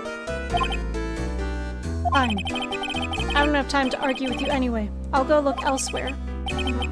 Think not. Huh? Did you say something? I think not, I said. What do you mean? I'm terribly, terribly sorry. But I'm afraid that no lawyer worth their salt will take on this particular case. Terribly sorry, me boy. Why? I cannot say. I beg your pardon, but could you leave? Now? I've nothing more to discuss with you. What's going on here? Something shady. How did you know Mia Fey? She worked here a long time ago. Quite the apprentice, that one. So similarly to how we were working under Mia to get more familiar with how real courts work and get our experience going, that's what Mia did with Grossberg. I'm not entirely sure how, after you pass the bar in the US, what you need to do. I know, like, in London and stuff, after you finish getting your law degree, you do quarterlies where you have different specialties that you basically apprentice at, and then after you do 4 of them, hopefully one of the ones that you did comes at you with a job. But they're also supposed to be your verification in looking at different offices for a lawyer job that you have thoroughly worked with, whatever sort of thing.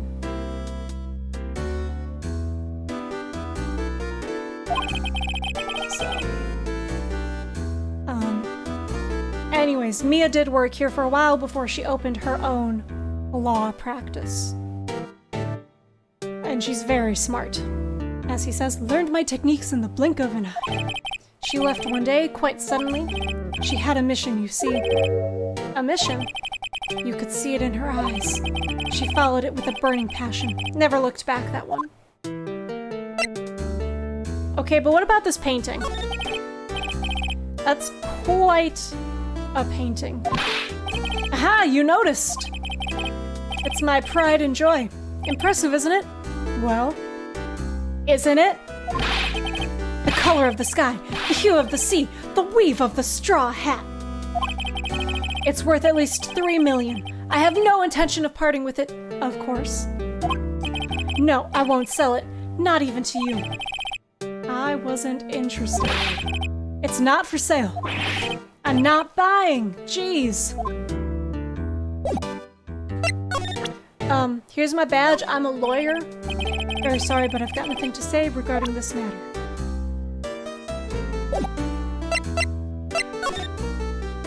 But yeah, so that's what's going on. So we should probably go tell Maya that she doesn't have a lawyer.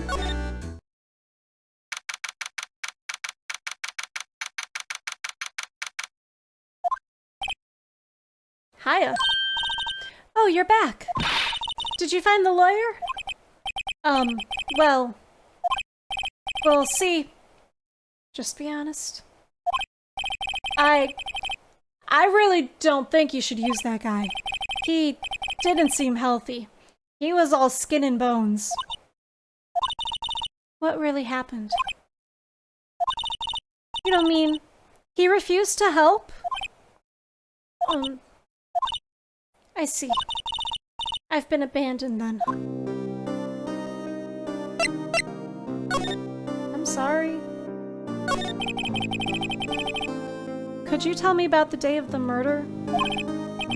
Sorry, I know it must be hard. No, it's okay. All I've been doing the last few hours is talking about it. I kind of gotten used to it. Let's see. That morning, I got a call from my sister. She wanted me to hold on to a piece of evidence for an upcoming trial. That's the thinker clock that Larry made. It practically qualifies as a serial murderer by now. So then, when did you arrive at the office? It was right around 9 o'clock. The lights were off and I could smell blood. Then I found her, my sister. Thanks, Maya. That's all I need to hear for now. This music is so good. What about your family? I only had my sister. My father died when I was very young. And I don't know where my mother is. Don't know. So she could still be alive.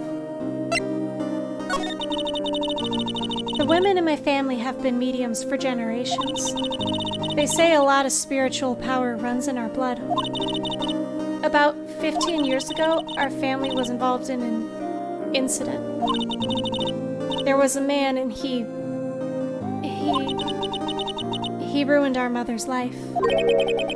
Ruined. After that, she disappeared. Several years after that, my sister announced that she would become a lawyer, and she left the mountain. So, you live by yourself? Yes, I've gotten used to it. Oh, also, I had to become independent, or I would lose my powers.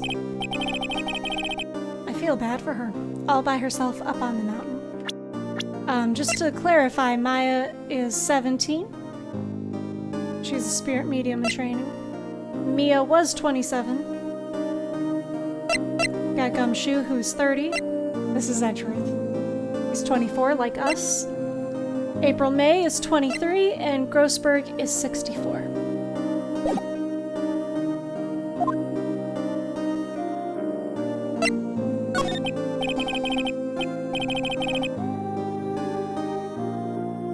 So who is this man who, ruined your mother?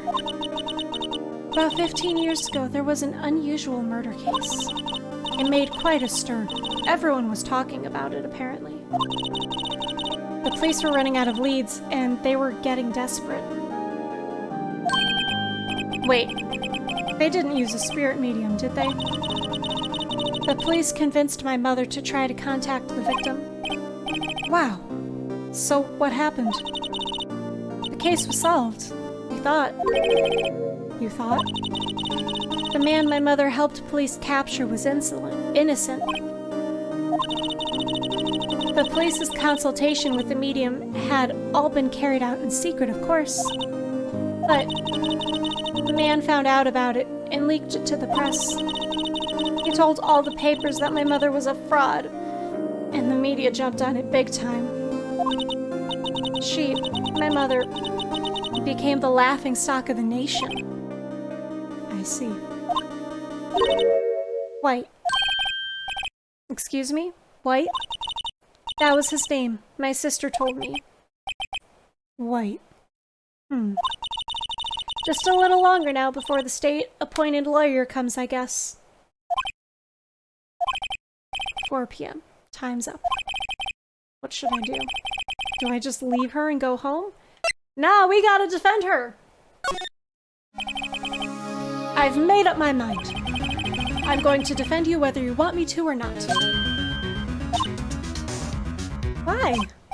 Why? Well, someone else did it.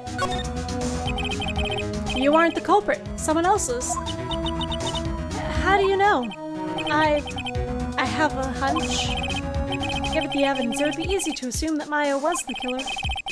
But there's something about this whole thing that smells fishy. That witness's strange behavior. Was that all an act? And the way that lawyer refused to help out Maya. And more than all that, she has no one left to help her. Nothing is more sad and more lonely than that. I know. I've been there a long, long time ago. Why did I become a lawyer in the first place? Because someone has to look out for the people who have no one on their side. Maya, I won't abandon you. You can count on me. That's so kind of you.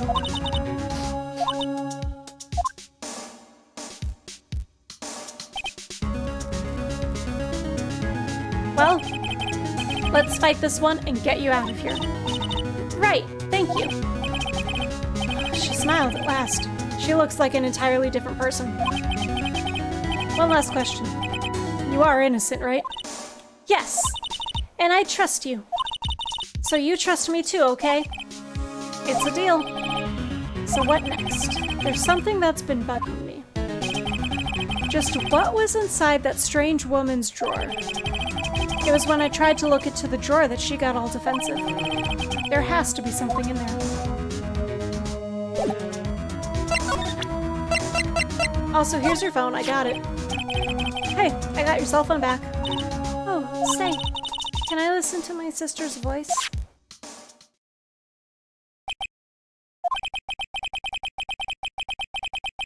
Maya's eyes closed.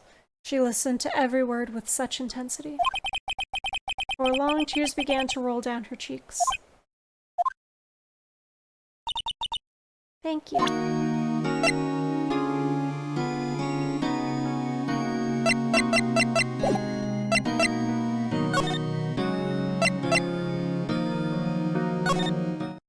So let's head back. And there's this guy!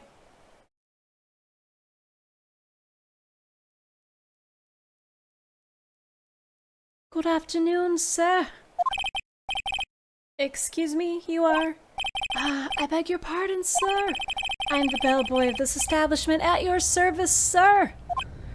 Oh, right. I've just come up to deliver room service, sir. Do you know where Miss May might be? I believe our guest, Miss May, is currently using the, facilities. If you've no need of anything, I'll be taking my leave. Please, stay as long as you like. Enjoy. Yeah. Wait, no, hey! Why does it seem like every time I come here, I end up embarrassing myself? Wait, now's my chance to snoop around a bit. I almost forgot. You came back quick. Might I ask you to inform Miss May that there is a message for her? Please tell her that Mr. White of Blue Corp phoned. Oh, right, sure. Mr. White of Blue Corp. Where have I heard that name? White. That was his name. My sister told me.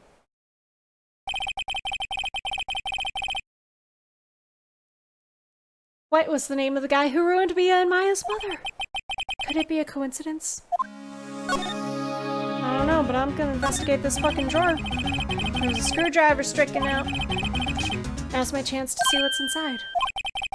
What do we have here? A wiretap? Of course you would find a wiretap at something called Gatewater. It's almost like if you flip those two words around, it would have to do with a wiretap in history. What would a woman like her be doing with a thing like this? See, now you can't assume things about people like that. Just because she's super uwu doesn't mean she's not really weird and into tapping people's phones.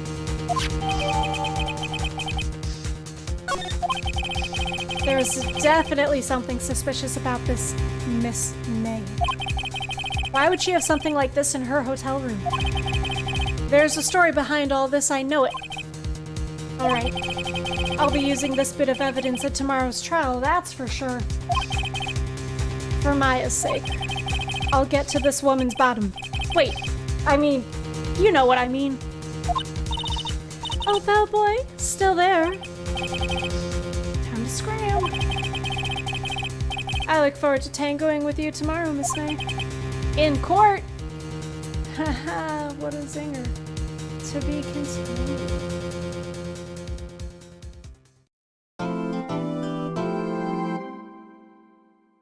I would like to save my progress up to this point.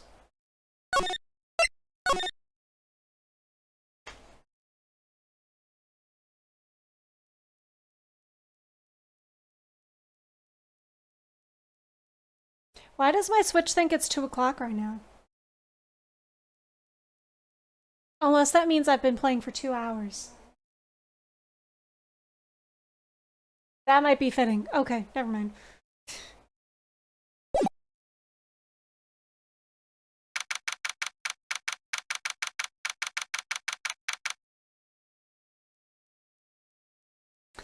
Time for the trial! There's Edgeworth! Oh, we get to finally really meet him. This is exciting. Court is now in session for the trial of Miss Maya Fey. I don't know, what voice would I give Edgeworth? The prosecution is ready, Your Honor. The defense is ready, Your Honor. Miles Edgeworth. I'd better not show any signs of weakness today, or he'll be on me in an instant. Mr. Edgeworth, please give the court your opening statement. Thank you, Your Honor. The defendant, Miss Maya Fey, was at the scene of the crime. The prosecution has evidence she committed this murder, and we have a witness who saw her do it. The prosecution sees no reason to doubt the facts of this case, Your Honor. I see. Thank you, Mr. Edgeworth. Let's begin, then. If we may call our first witness, Your Honor. The prosecution calls the chief officer at the scene, Detective Gumshoe.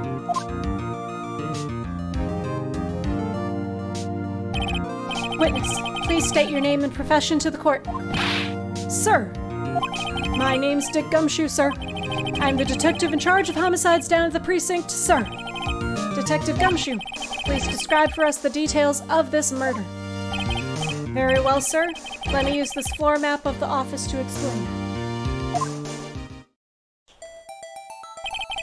The body was found by this window here. And the cause of death? Loss of blood due to being struck by a blunt object, sir. The murder weapon was a statue of the Thinker, found next to the body, sir. It was heavy enough to be a deadly weapon, even in a girl's hands, sir. Court accepts the statue as evidence. They're still calling it a statue. These guys are idiots. Now, detective. Yes, sir. You immediately arrested Miss Maya Fey, who was found at the scene, correct? Can you tell me why? Yes, sir. I had hard evidence she did it, sir. Detective Gumshoe, please testify to the court about this hard evidence.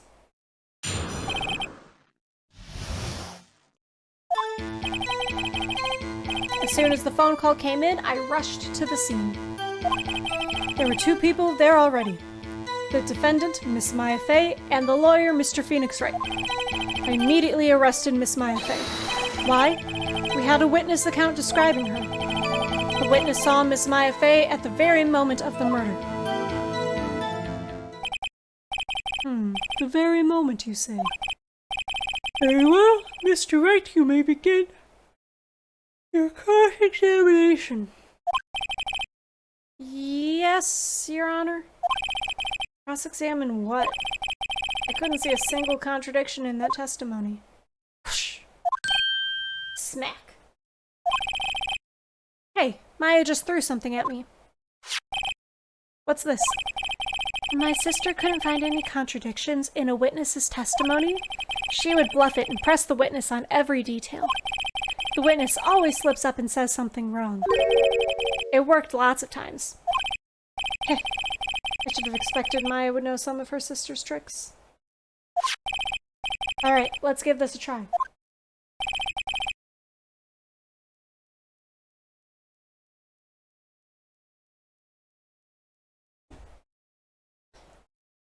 But yeah, that's the game's way of telling you that,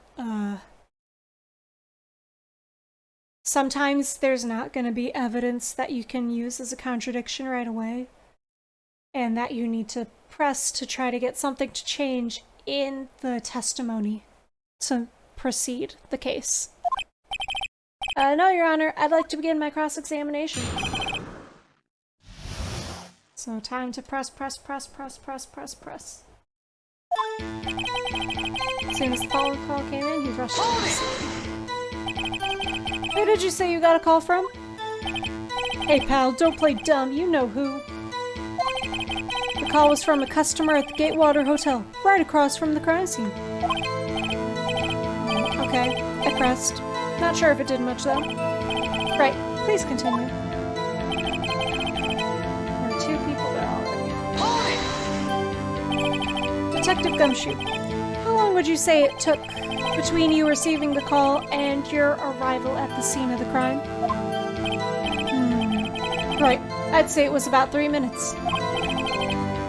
That's pretty fast. Our motto this month is quick response. That's not really a motto, but sure. That's how I got there before the killer got away. Indeed. So tell us who the two people you found on the scene were. Yes, sir. The defendant, Miss Maya Fey, and the lawyer, Mr. Phoenix Wright. Are you absolutely sure it was us? Listen, pal, your dumb act will only get you so far. With her funky hippie clothes and your spiky hair, you two stand out like suspicious people at a crime scene. Well, he does have a point about her. She is pretty unmistakable. I should pick my points to press with a little more care. There are,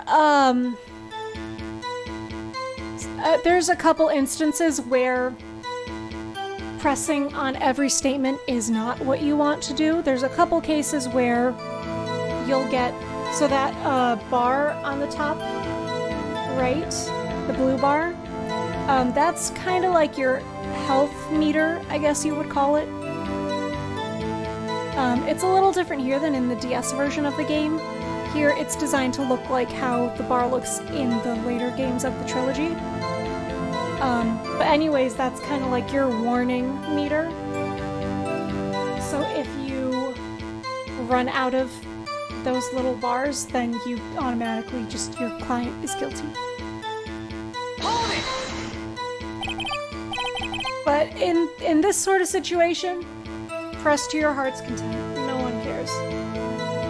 We're here to waste time and get our client convicted or overturned or whatever.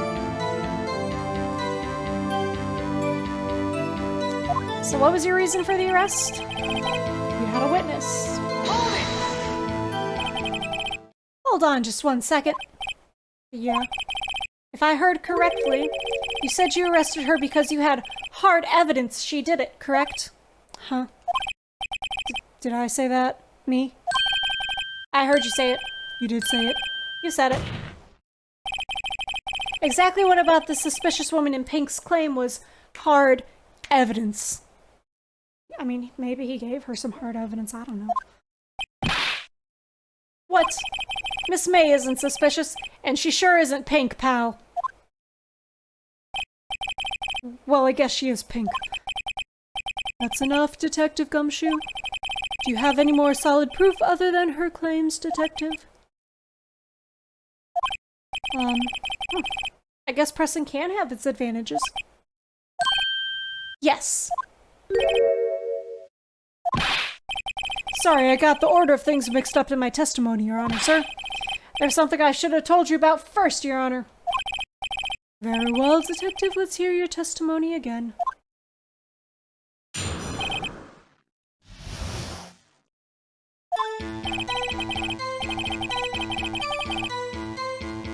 After securing the suspect, I examined the scene of the crime with my own eyes.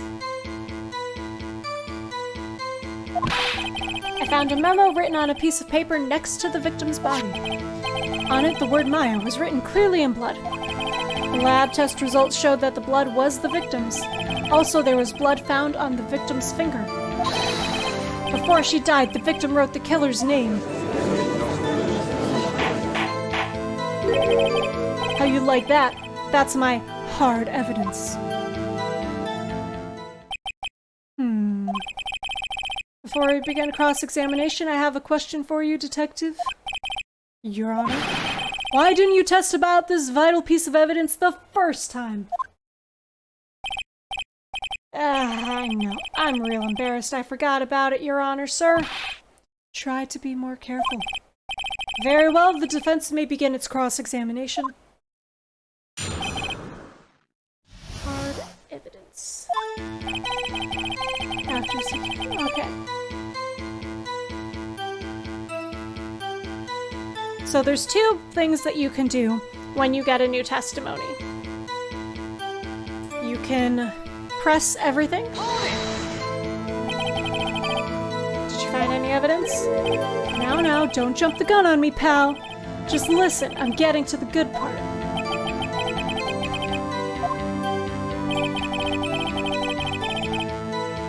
You can also look through all of your evidence to try to find your contradiction. So let's look at what he says. Found a memo written on a piece of paper. That we know that's true. On it, the word Maya was written clearly in blood. We've seen that. We know it's true.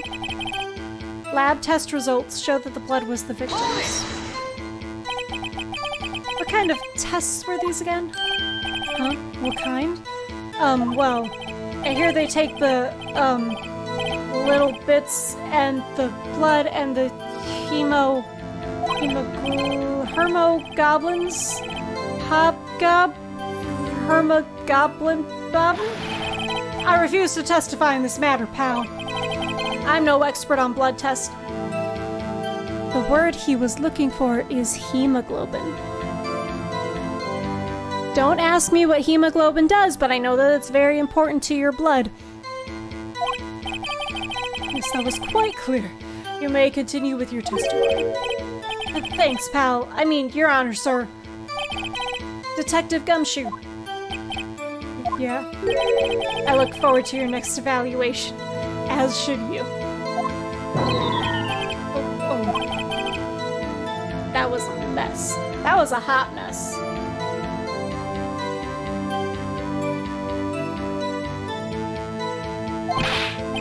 Right, where was I? Also, there was blood found on the victim's finger. On which hand was the bloody finger, Detective? The right hand. She was right-handed. Nice try. Uh-oh. I guess it wasn't too hard to see what I was getting at there. Before she died, the victim wrote the killer's name. Detective Gumshoe, do you get a lot of cases where the victim actually writes the killer's name? Sure, it happens all the time in books and the movies. This isn't a movie, Detective. This is a video game. Get your medium right. Come on. Let's talk about reality, shall we? I guess I haven't heard of many cases, no. Don't you find it a little odd that the victim would write down a name? Especially the name of her own sister? Yeah, actually, you got a point, pal. Objection! Stop it right there. The witness's opinion on this matter is irrelevant.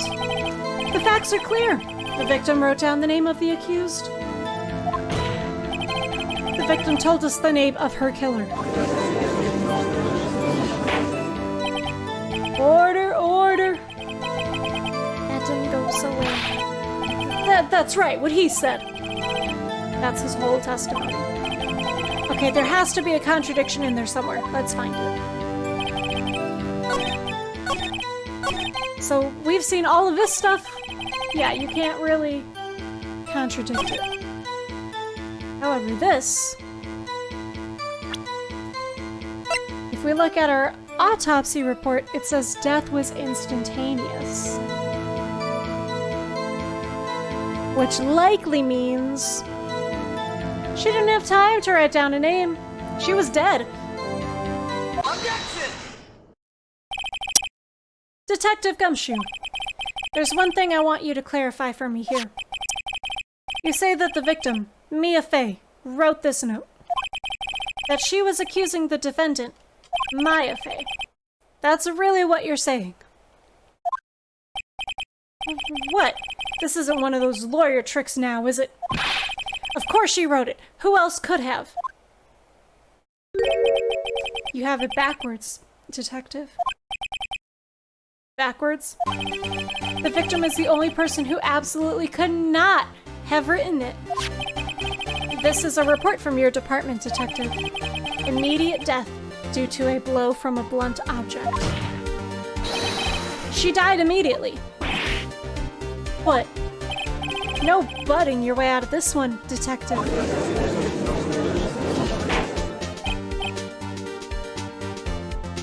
Order, order. The defense has a point. Someone who died immediately would have had the time to write anything down. Objection! Mr. Wright, I beg your pardon, but what exactly did you obtain that autopsy report? When? The day after the murder. It was the day after the murder. Prosecution's point being...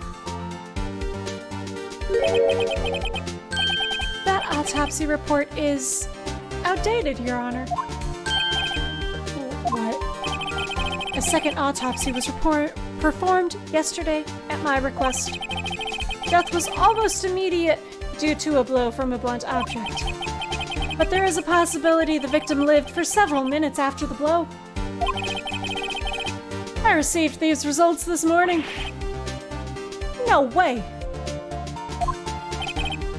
Your Honor, it's quite easy to imagine that the victim did have time to write Maya. That is all. I see. Damn you, Edgeworth. I should have known you'd have something up your sleeve. Why, Mr. Wright, you look shocked. Something you want to say?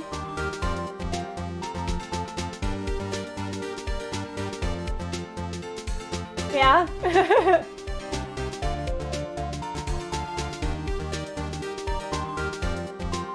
Thanks, Lyot. I'm out of water and I'm sad. I'll get more later. I still have chocolate milk. So this is great because you actually do have different conversations that happen based on your option or what you choose here. But do we want to just go hardball and accuse Edgeworth? Yes, you should definitely get this game. Definitely top 5 in favorite games I've ever played. The whole trilogy is really good. The whole series is really good, but the OG trilogy is just like on a different level than like the games that came after it. So let's see, should we accuse Edgeworth? Should we hate ourselves? Or should we get mad at Gumshoe?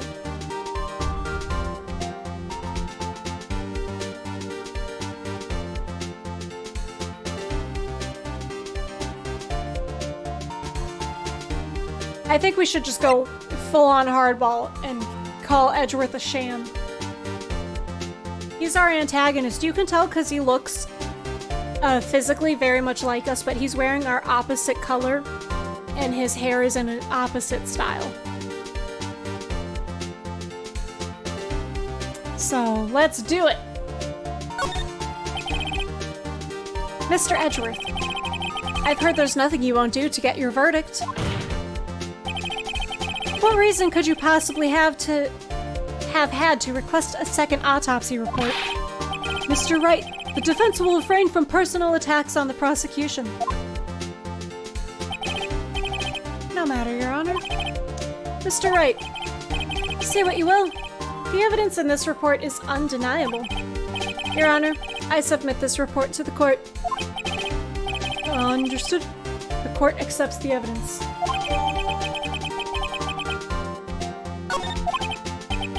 Well, Your Honor, the evidence strongly suggests the victim was identifying the killer.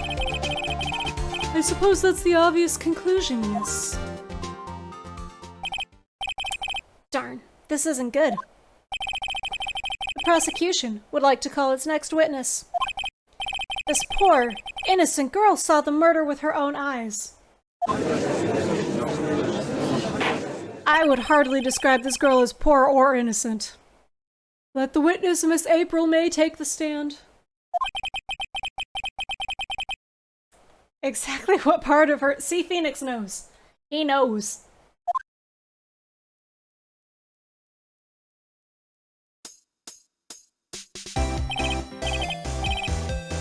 Witness, your name, please. April May. At your service, wink. Yeah, that jiggle did happen.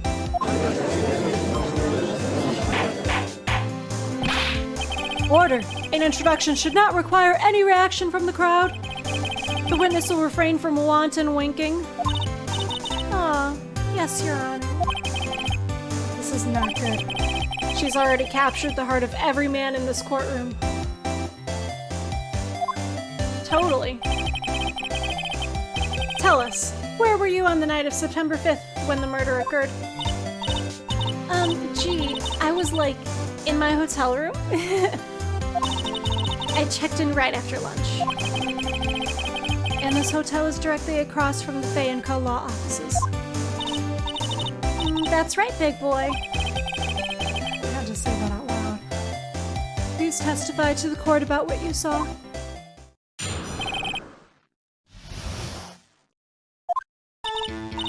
It was like 9 at night. I looked out the window, you know?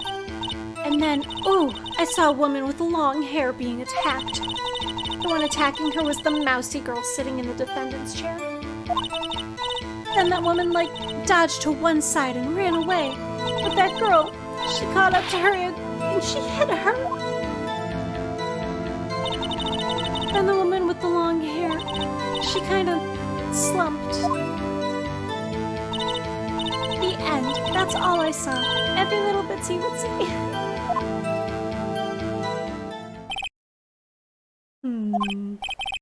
Well, Your Honor, I see. It is a remarkably solid testimony. I don't see a need to trouble the witness any— Wait, Your Honor. Yes, Mr. Wright? What about my cross-examination? I thought the witness's testimony just now was quite firm. Like her. Didn't you? Yeah, just her testimony was firm. It was only the testimony. Mr. Wright, I understand you were Miss Mia Fey's understudy, were you not? You must know her techniques well. Her cowardly way of finding tiny faults in perfectly good testimonies. Hey, how dare you? Well, Mr. Wright, will you cross-examine the witness? Yeah. I want to fuck her up. Ruin her whole day. I'll gladly proceed with the cross-examination. If only because I have a feeling Edgeworth doesn't want me to. She has to have some weakness. Very well, you may begin your cross-examination.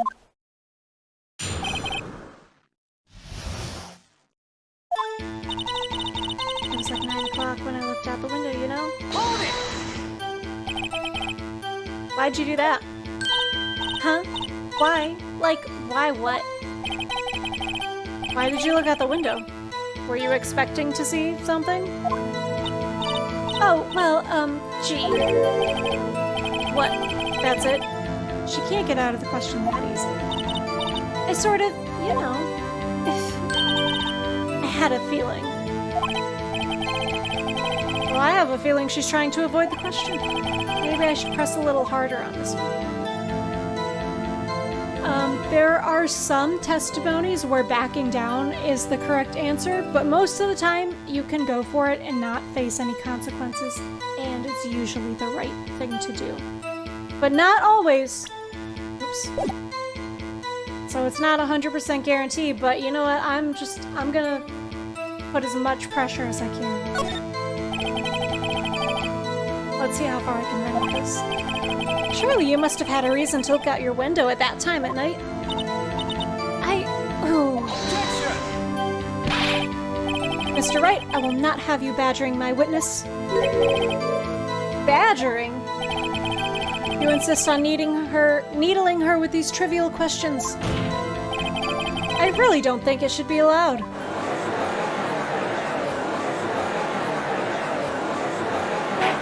Girl. I mean, yeah, no one needs a reason to look out a window. You can just do it.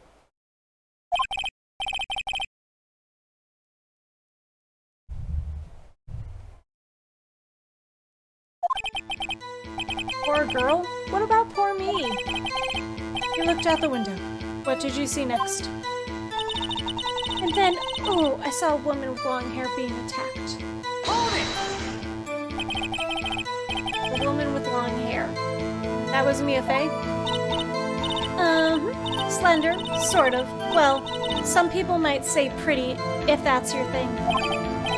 Your thing? And the person attacking her? The one attacking her was the mouse. Hold it! How do you know she was the defendant? Huh? Well, you know, she had a girlish physique.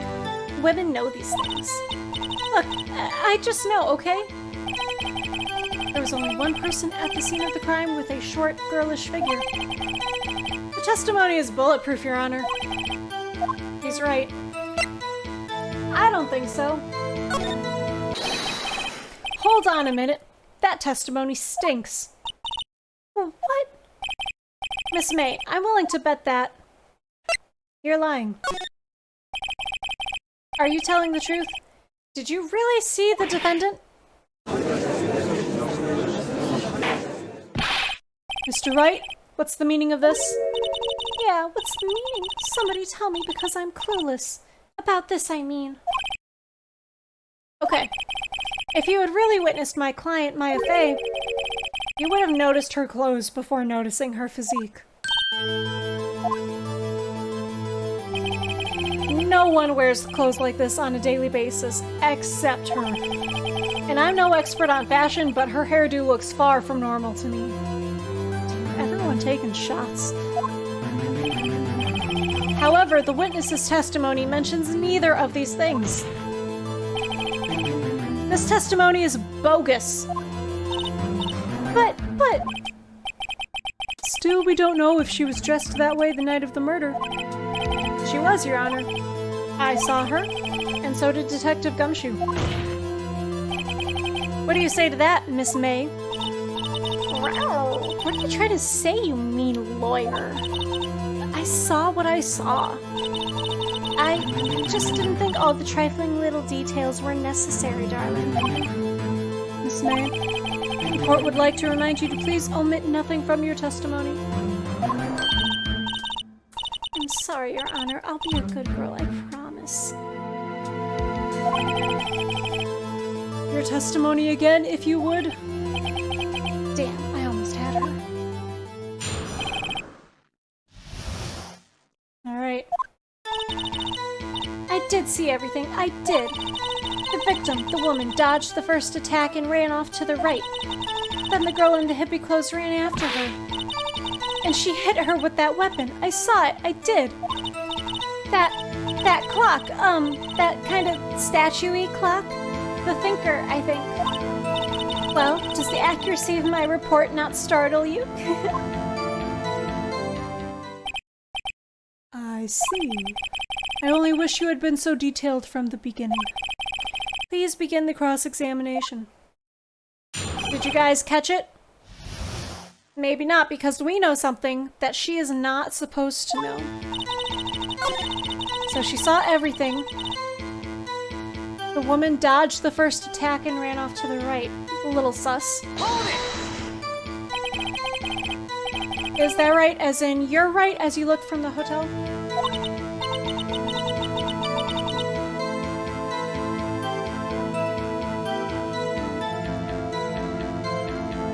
I know, right? Which hand do I hold my knife in again? Right, it was my right hand, right? Satisfied, Mr. Wright? Please continue. And the girl in the hippie clothes ran after her. How convenient for you to remember her hippie clothes. That's what that's what she was wearing. Oh, and her hair was all done up like a bun. What happened then? And she hit her with that weapon. I saw it. I did. Where did this weapon come from? She picked it up from the desk. I see. What sort of weapon was it? That clock. That kind of statue-y clock. The thinker, I think.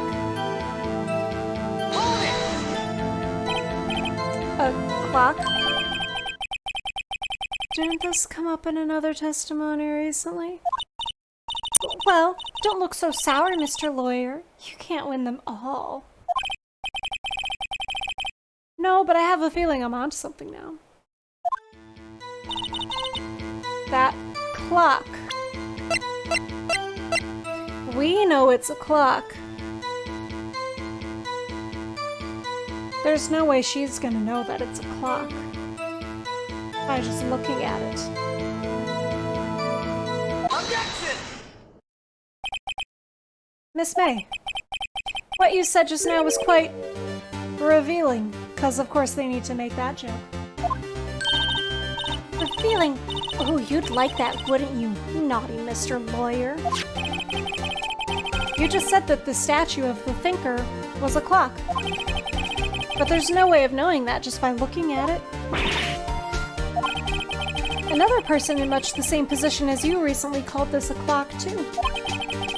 And he was found guilty of murder. Hold on, we pause.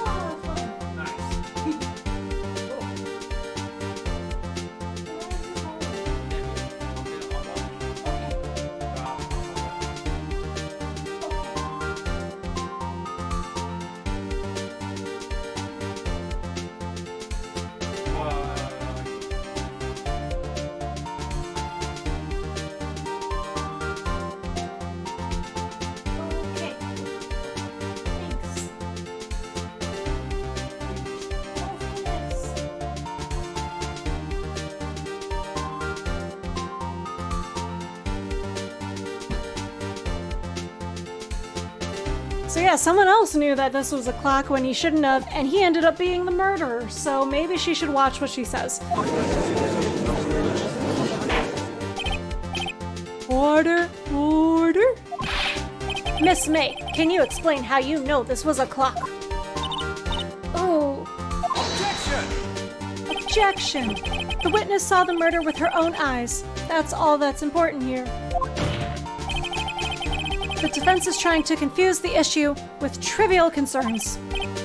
Yes, of course you will withdraw your question, Mr. Wright.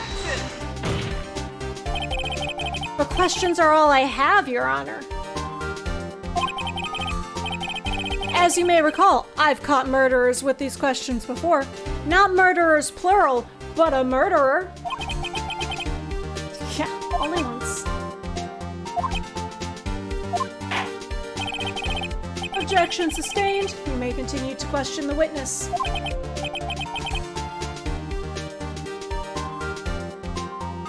That was close. If you stopped me there, the trial would be over and I'd be sweating like this all day.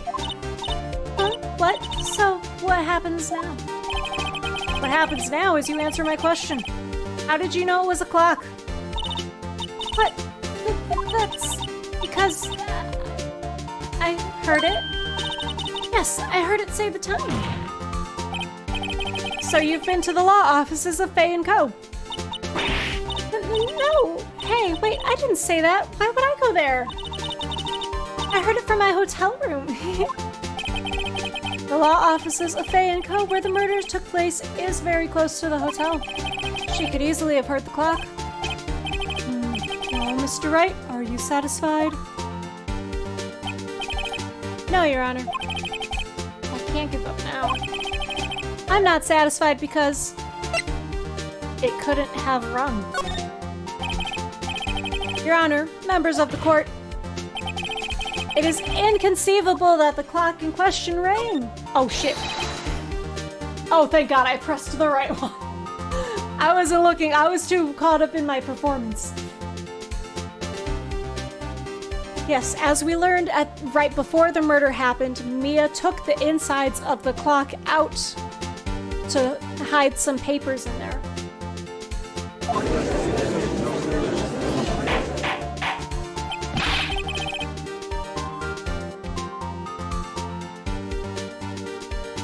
How could you possibly? Just take a look, right now. Oh.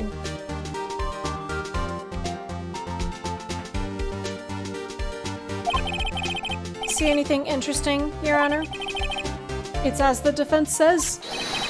This clock is missing its clockwork. It's quite empty.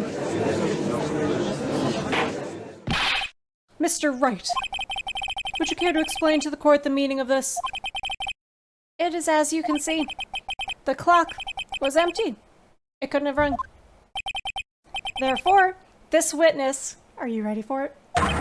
Is a big, fat liar. Fat! Well, Miss May? Tisk, tisk. Quite a show you've put on for us, Mr. Wright. He knew the clock was empty. Somehow, he knew. I'm afraid you've forgotten one thing, however. Indeed, the clock is empty. As you say, it can't ring. However, we must ask, when was the clockwork removed? If it was after the witness heard the clock, then there is no contradiction. That's true. That is a possibility. The clock might have been emptied after she heard it. And that is exactly what happened, Your Honor. Well, Mr. Wright, can you prove when the clockwork was removed? Impossible, of course. I have proof. What? Wasn't it you who told me proof is everything? Well, I was listening. And now I'll show you the proof you like so much. The evidence that proves the clockwork was removed is our phone call. Take that! Take a look at this. That's a very cute cell phone. Oh, you have a girly phone. Oh, wait, this isn't my phone. Listen. This is the defendant's cell phone, and it contains a recording. A recording of a conversation she had with the victim on the day of the murder.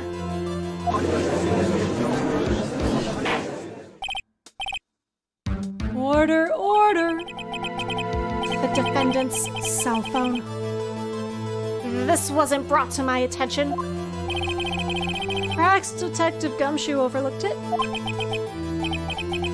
The good detective better remember he's up for evaluation soon. Gotta say, I'm starting to feel bad for the big fella. Let's hear the conversation. So you just want me to hold on to the thinker for you then? If you could. I should probably tell you. The clock isn't talking right now. Huh? It's not working? That's lame. I had to take the clockwork out. Sorry. September 5th, 9:27 a.m. Aggressive beep. Your Honor, I think this makes it clear that the clockwork was already gone by the time this was recorded. Which was well before the witness even arrived at her hotel. Well, Miss May, would you care to explain this to the court? Just how did you know that the weapon was a clock? Well, isn't it obvious? I saw that clock before. What store was that again? I go to so many. Oops, I forgot. So the witness had seen it before, that would make sense. Does the defense have any objections, Mr. Wright? Yeah, I do. The witness claims she had seen it before, but this directly contradicts a piece of evidence already submitted to this court. Well then, let's see it. Please produce this evidence that will prove the witness had not seen the clock before. That evidence is the clock itself, as it says there, made by Larry Butts. The other version of this clock was already used as a murder weapon, so it's hauled away in an evidence locker somewhere. So this is the only one in the free world. I mean, not for long, but... Take that! It's simple. This clock was never in any store, ever. What? A friend of mine made that clock. Only 2 exist in the world. And the one that isn't here is in police custody. Impossible. Everything is sold in stores. Miss May, I think it's high time you went shopping for a better excuse. Oh, excuse is not on sale today? Oh. Ready?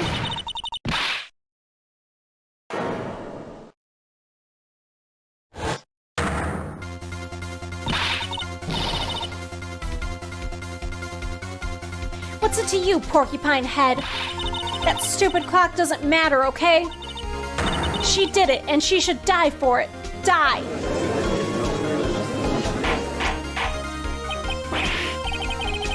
Whoa, let's not get ahead of ourselves. This is a court of law, and the witness will remain calm. Oh. Silly me.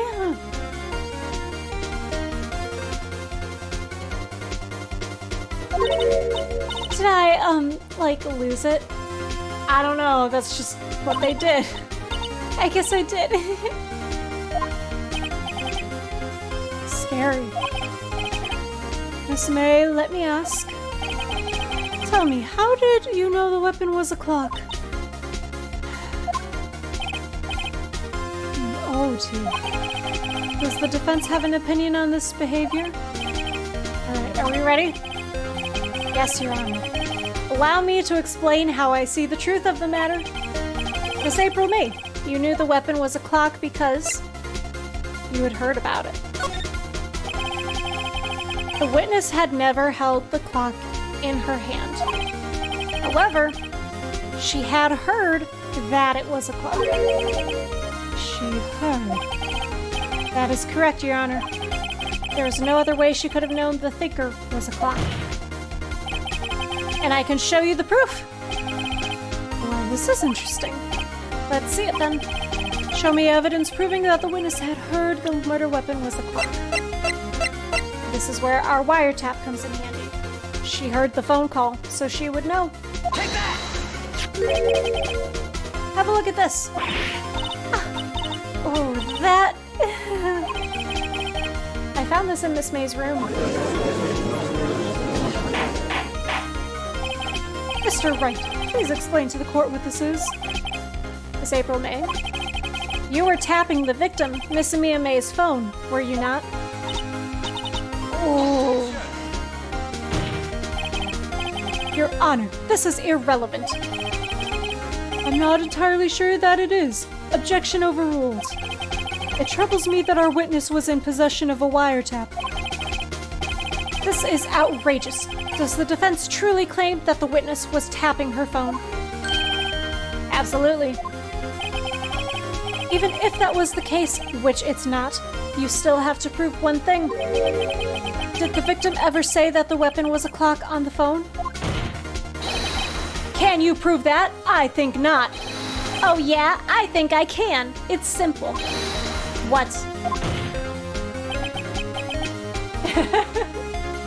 Here's my proof. The proof that the victim said on the phone that the weapon was a clock is that part of the phone conversation we just listened to. Edgeworth, you should have paid attention. I present the defendant's cell phone. Yes, we've seen that. Listen once more to the conversation between the defendant and the victim. Beep. Mia, what's up? You haven't called in a while. Well, actually, there's something I want you to hold on to for me. Again? What is it this time? It's a clock. It's made to look like that statue, the Thinker, and it tells you the time.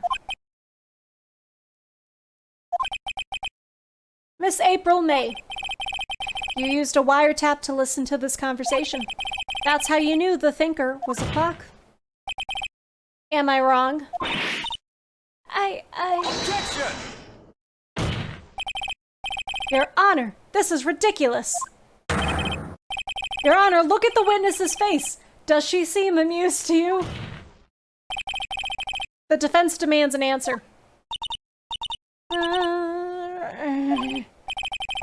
Witness, answer the question. Did you tap her phone? Miss May. Shut up, all of you. What gives you the right to talk to me like that? You lawyer.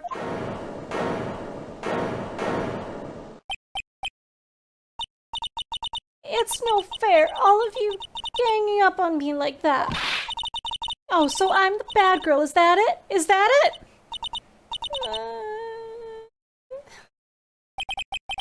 That did it. The court's seen the real Miss April May now. Now to deal the final blow. Why the wiretap?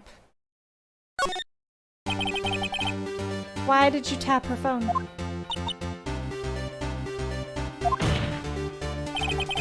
Answer the question.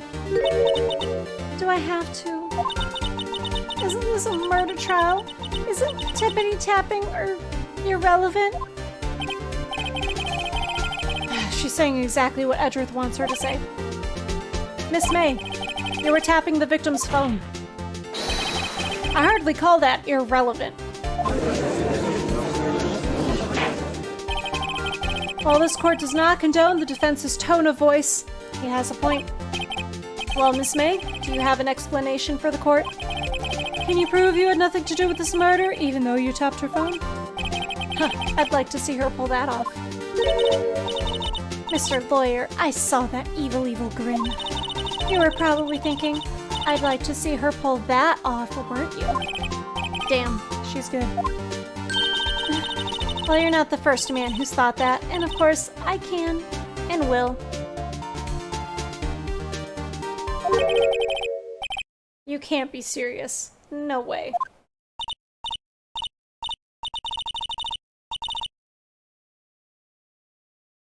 Way, I say. Way. Oh, and I assure you, I'm serious, Mr. Lawyer. Okay, so the killing happened around 9 at night. Why, that's just when I was getting room service from that sweet bellboy. Room service?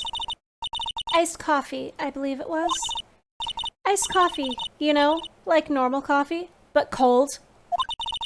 If you don't drink it quick, the ice melts, and then you have regular cold coffee. Iced coffee. Think I'm making this up? Ask the bellboy. Ergo, the witness was not at the scene, or was not on the scene at the time of the murder.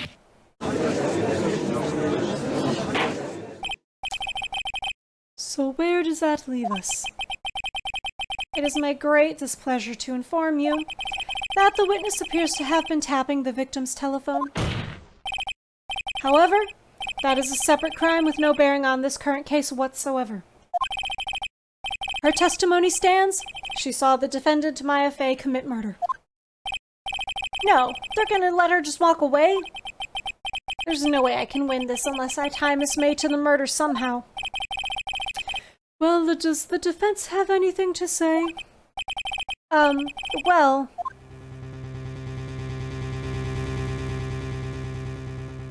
What should we do?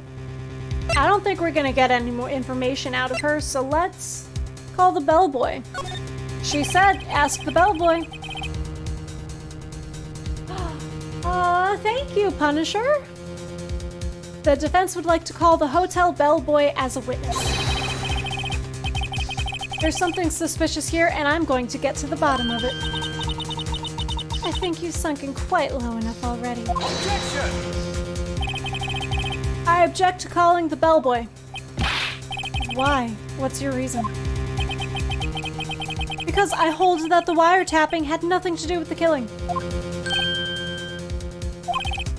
However, if you agree to one condition, I'll consent to calling this witness. Condition. If Miss April May's alibi is not called into question after you examine the bellboy, then you will recognize that Miss April May was not the killer.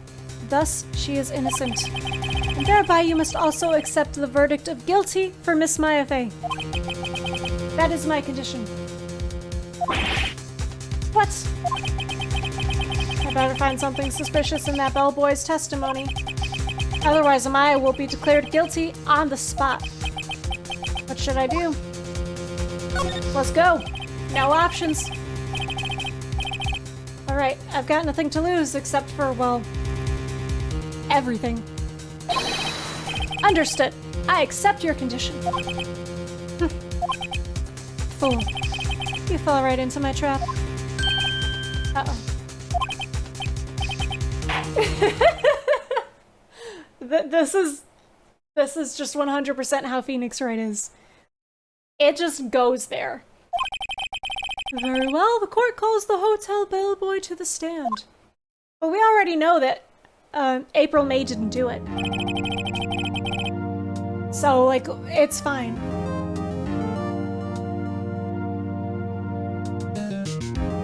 The thing about the tutorial trial and this one is they show you the murderer during the opening cutscene. The other cases don't do that. You have to actually figure it out as you go.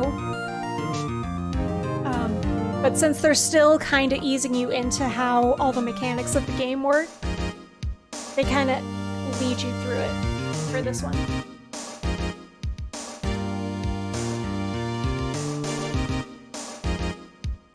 Well, there's the receipt with her name on it that was written in Mia's blood. And an autopsy that says she might have lived long enough to do it. And some witness's testimony. Alright. He certainly does look like a bellboy. He brought his tea set and everything. Yes, sir. I received your summons in the middle of work, sir. I'm happy to be of service. That tea set looks rather heavy, so without further ado, the witness may begin his testimony. Very good, sir. This fucking bellboy. With his chunky highlights, that's how you know this is 2001. I am the head bellboy at the fine Gatewater. Oh god, I can't sit like that. I did too many planks. In business for 4 generations. I believe I received a call after 8 in the evening from our guest, Miss May. She asked for an iced coffee to be brought to her at 9 on the dot, sir. I brought it to her at precisely the requested time, of course. That's a good way to plant an alibi. He's just really dedicated to his job.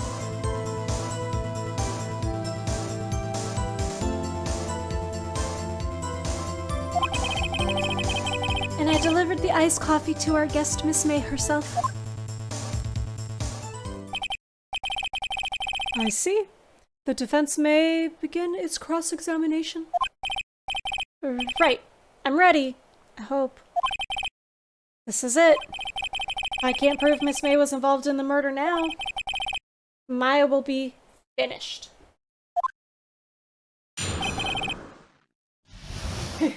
Exactly. For 4 generations. Tell me more. What exactly is it you do at this hotel? Why, anything required of me, sir. I check in guests, I check out guests, I clean rooms, I make beds, I even deliver room service, sir. I'm probably being grossly underpaid for this real dedication I have, but I'm that passionate about my job that I don't mind being a victim of capitalism. I checked Miss May in personally. Are you always so prim? Mr. Wright, you will refrain from asking frivolous questions.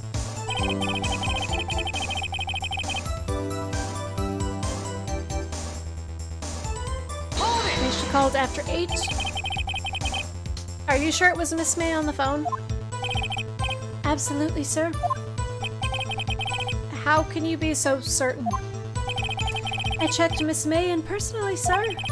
Not only did I see her in all her stunning radiance, but I also heard her voice. And then I saw them, and Sir? You're in a court of law. You should not be just ousting yourself like that. Uh-huh.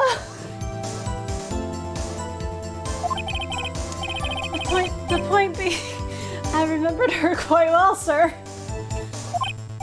Ah, what a guy. She asked for an iced coffee to be brought to her at 9 on the dot, sir. Hold it!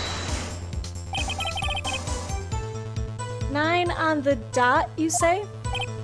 Yes, I confirmed that detail several times. She was watching a program on the TV and wished to drink after she finished, sir. 9. The time of the murder. Totally not planting an alibi.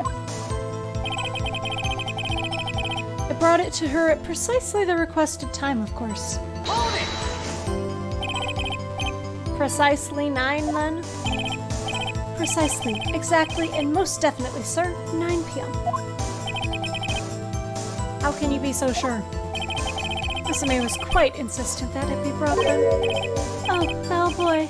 See, I'd like an iced coffee at exactly 9 o'clock. Something like that, sir. Therefore, I knocked on the door at the crack of 9, sir. Why would she so be particular? I messed those words up, but it's fine. And I delivered the iced coffee to our guest, Miss May herself. Hold it!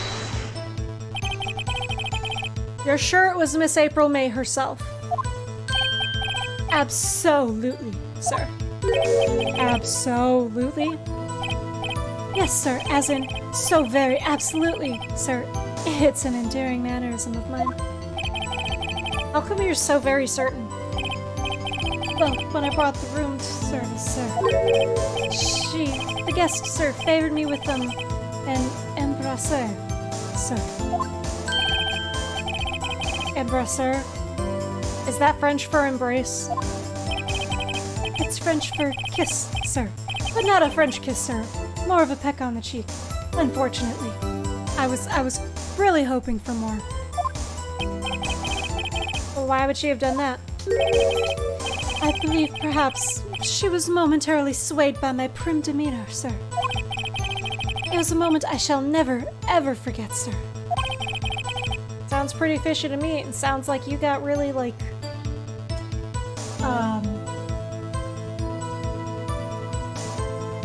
teased? Is that the right word? I think our Miss May was up to something and wanted the bellboy to remember her. So as you can see, we went through the whole testimony, did not present any evidence, but it's moving us along. You're not always gonna have evidence. It's no good. There's nothing here. Is that it? Tisk. Finally, you understand. This bellboy has absolutely no reason to lie. Now, if you have any decency, you will end this rather tedious cross-examination here. It was a bit tedious. The witness may leave the stand. I can't let this happen, can I? Can't let it happen.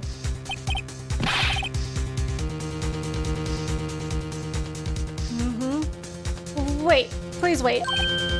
Yes? Does the defense have something to add? One last question. Let me ask one last question. Objection! Your Honor, I must object. The charade of justice has gone on long enough. Now, Mr. Edgeworth. Alright, Mr. Wright, I'll give you one question, that's all. Okay. This is really it now. This is my last chance. What do I ask him about? Thanks, hee. We could ask him about bed making, but that might just make him sad. Do we want to ask him about check-in or room service?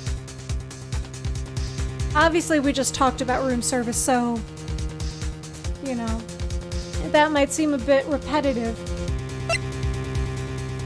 But, like, what could there possibly be to know about check-in?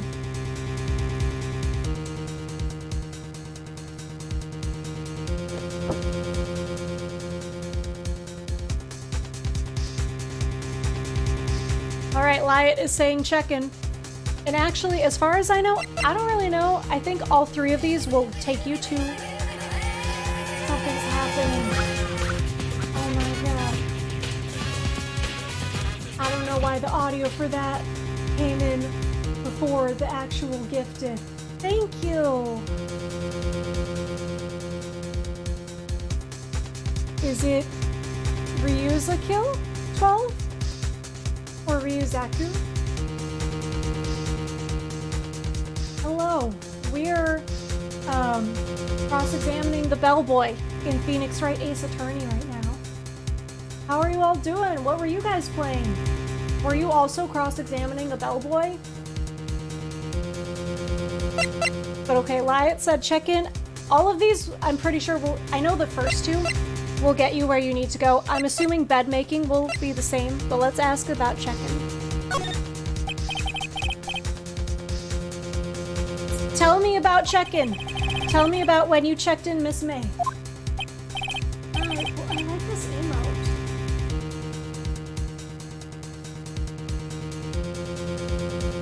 I really like the emote. It's cute.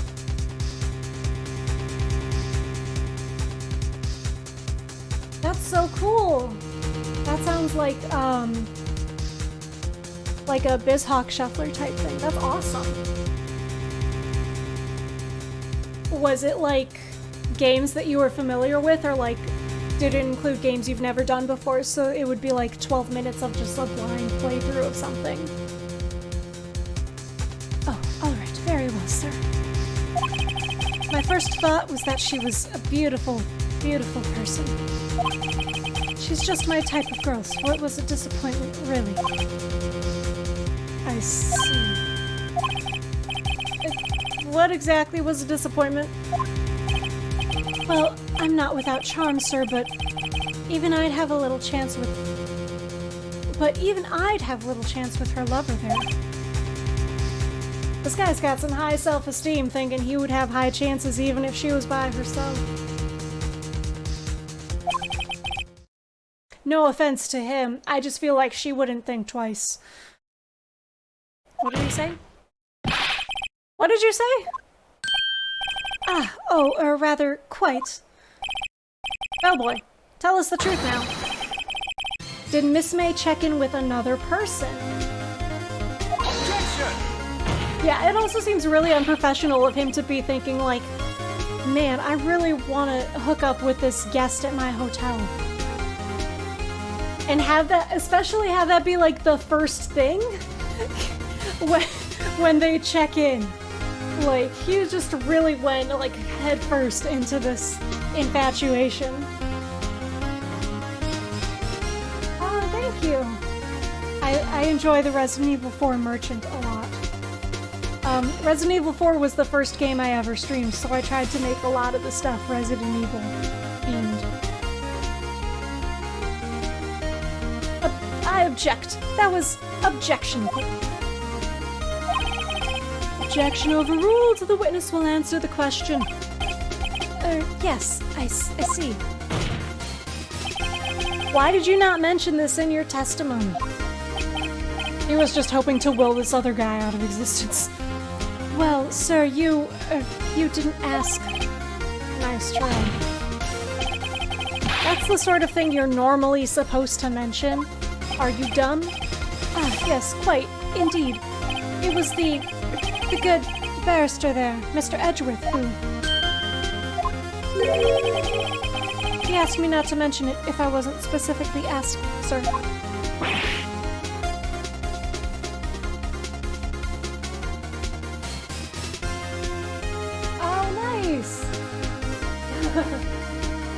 Yo, I love Edgeworth with, like, too much.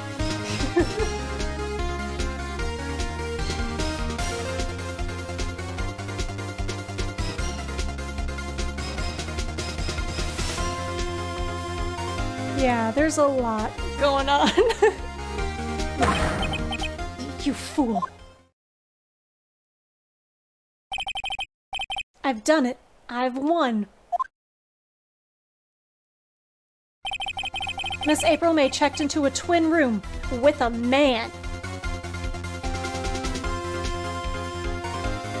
A twin? I mean, I guess they are only on the 3rd floor, and you would get bigger rooms the more you go up. I think that's how hotels work. I haven't stayed in a hotel in like 4 years, so...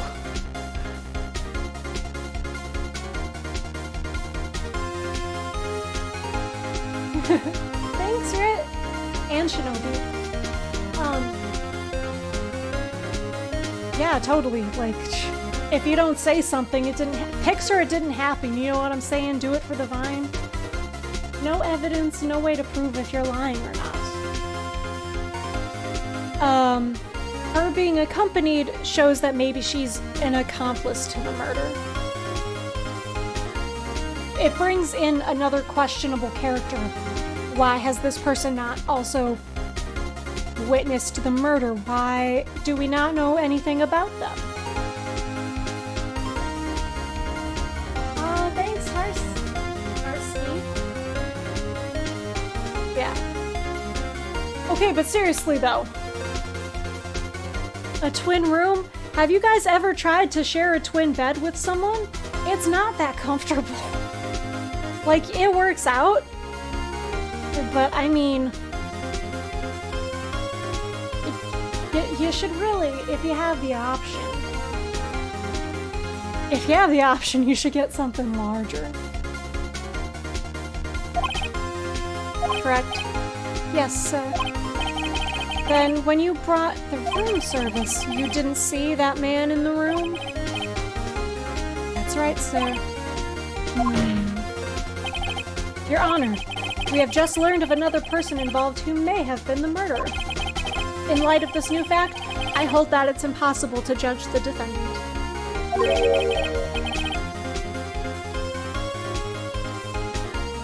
Yeah. Wouldn't you agree, Mr. Edgeworth? And who, Mr. Wright, is this other person? Simple. It was the man with Miss May. The man who checked in with Miss May. So if you, when we chose check-in, if you choose room service, the bellboy will for some reason mention that the iced coffee cost $18, and Phoenix will be like, wait, what? And he's like, yeah, iced coffee for 2, and we don't skip on the ice, sir. And And then we're just like, for 2? What you mean? And that's how we get to this. And I'm sure bed making, I've never chose that one, but I'm sure it's the same sort of thing of just like, oh yeah, something had to bring extra pillows or extra blankets because there's a second person. I don't know. Your Honor, as has been previously revealed, Miss April May was tapping the victim's phone. Yet Miss May herself has an alibi at the time of the murder. However, that does not clear the man that was with her.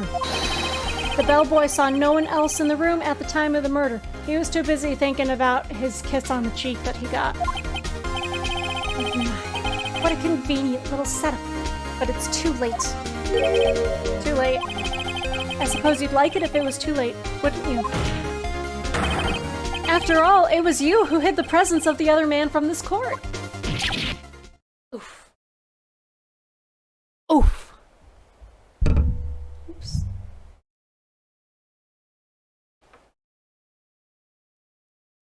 Yeah.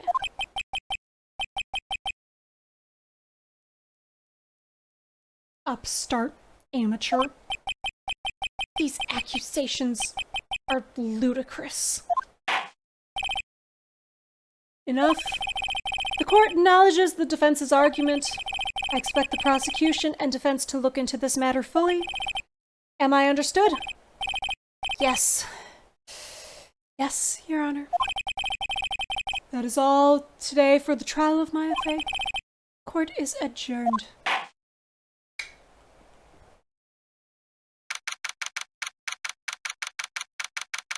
Yeah, unethical is one way to put it. Mr. Wright, you were amazing in there. Really? I think I might be your newest fan. Oh, I was just doing my job, you know. Then again, that other attorney was pretty cool, too. Huh? That face of his, with his eyes wide and trembling lips. It sent shivers up my spine. I mean, yeah, I could probably make Edgeworth do that. If you say so. So, what happens with me? Do I get to go home now? No. No. Not yet. Oh, I see.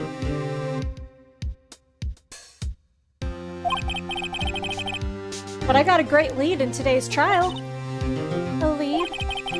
The man with Miss May. He's the key. Oh, I get it. What happened to Miss May after that anyway? I heard they arrested her. I guess she's learning her charms won't work everywhere. She's probably at the detention center now. I may have to go down there later. Anyway, this case is far from closed. Yes, sir. I'm going to find out more about this man. Do you think he was the one who... So... Sis... Don't worry. I'll find him by tomorrow. I promise. I'm counting on you. I asked for a full record of Miss April May's testimony. I thought it might come in handy during the trial tomorrow. But now that I have it, I'm not so sure. Most of her testimony was all lies. In fact, there's only one part that hasn't been stricken from the record. The victim dodged an attack and then ran to the right, but was caught and struck. I don't know how much good this will do me at all now, but since this is a video game, we know it'll probably do something. Anyway, time to hit the pavement and do some investigating. Maya doesn't belong in that detention center, and it's up to me to set her free. To be continued.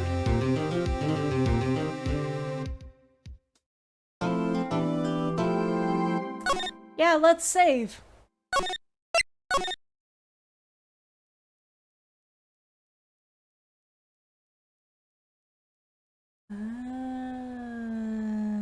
Oh, okay, never mind. I understand. I was reading the timestamp on it wrong.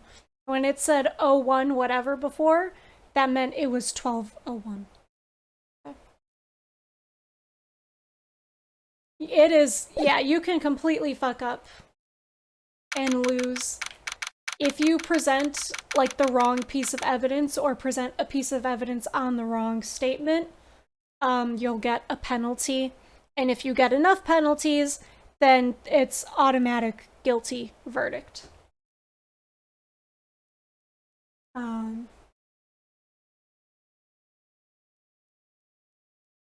Let's visit our favoritist person, Miss April May. I didn't expect anyone to visit me in such a dank place as this. It's really quite moving. Not, you stinking lawyer. I hope you die. Have you come to laugh? Yes, laugh at the fallen Miss May. No, not really. There's something I wanted to ask. Unfortunately, there's nothing I want to be asked. Haven't you done enough questioning, you spiky head? Whew. Please, you're scaring the security guard. So what is it you wish to ask of me then? For starters, how did you get to be so totally whacked? So we've already seen Smile for the camera. Before, Phoenix was just like, he's doing his job. This guard monitors the visitor's room. He hasn't moved an inch, a real pro, this guy. Or maybe he just doesn't get to see a lot of women like Miss May in here.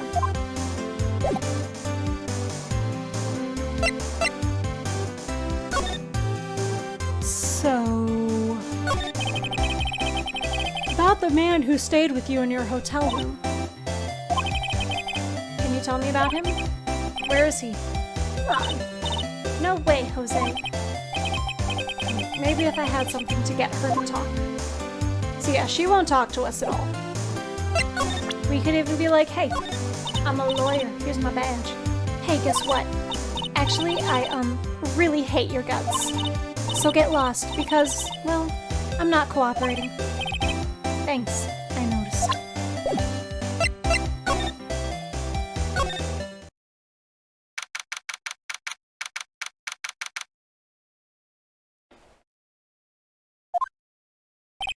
She's a real charmer. Looks like forensics is taking the day off today. Detective Gumshoe's nowhere in sight. The police really gave this place a working over. I doubt there are any valuable clues left. Suppose it can't hurt to take a look around, though. So all of these mundane things like the window plant and stuff will be the same, but you couldn't cram more legal books in here even if you wanted to. All the cases that the chief worked on are filed here. Are some of the files missing? No, I'm just imagining things. Just imagining things.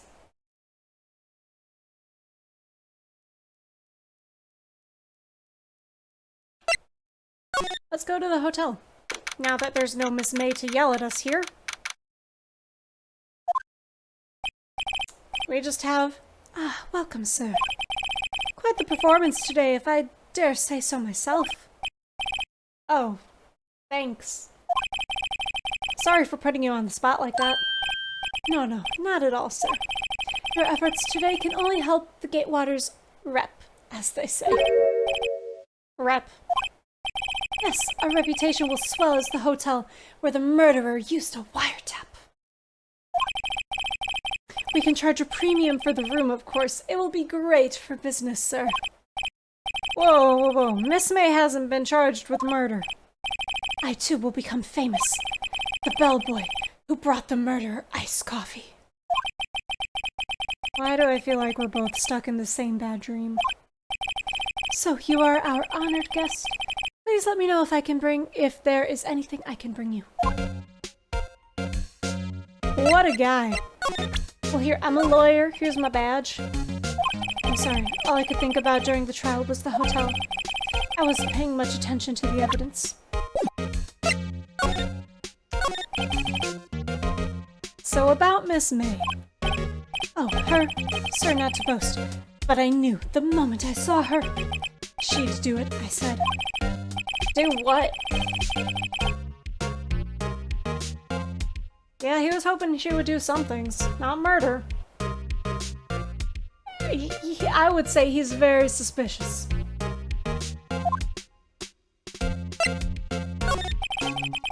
I wanted to ask you about the man who was with Miss May.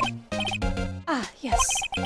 He struck me as a real lady killer, if you'll pardon the expression. A lady killer, maybe literally and figuratively.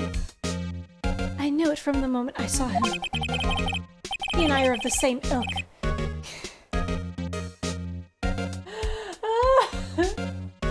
We both carry the scent of danger. God, that's his Axe body spray. It's just called Danger. He just goes like whoosh every morning. There we are in total agreement, Mr. Psycho Bellboy.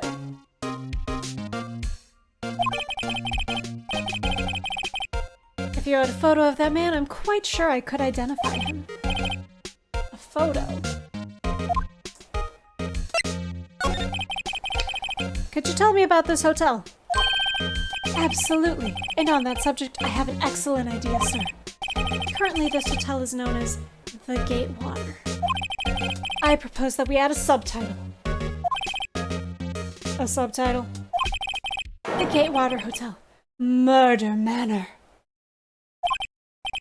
Well, what do you think? Sounds great. Whatever floats your tea set. I'm gonna leave now. I'm gonna go talk to someone who is similar to me. Do you think his office looks different at all? I can't tell. That huge rectangle on the wall, where there used to be a painting, it looks exactly the same to me. Huh. Looks like Grossberg is out today. Again. Maybe he's avoiding me for some reason? Wait a second. Wasn't there a giant painting hanging on that wall? Yeah. Yeah, it was a painting of...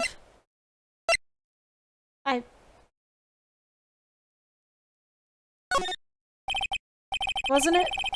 It wasn't a very memorable painting anyhow. It was a dude sitting under a tree in a field. The weave of the straw hat, as Grossberg said. What's this? Old photos. There are 2 lying here. Something's been written in pencil on the backs. DL6 Incident Exhibit A, DL6 Incident Exhibit B. Oh, that's true. You came in after this. There was a giant painting on the wall before. Let's look at Exhibit B. Look at this guy. This might be a valuable clue. I'll take it for now. I'm just borrowing it. I'll return it later. And that's the other one. But we're gonna leave it alone for now.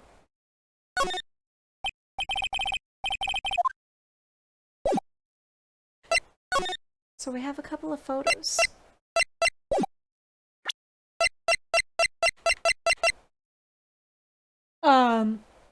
For those of us, it is a real set of hair and the face of a narcissist.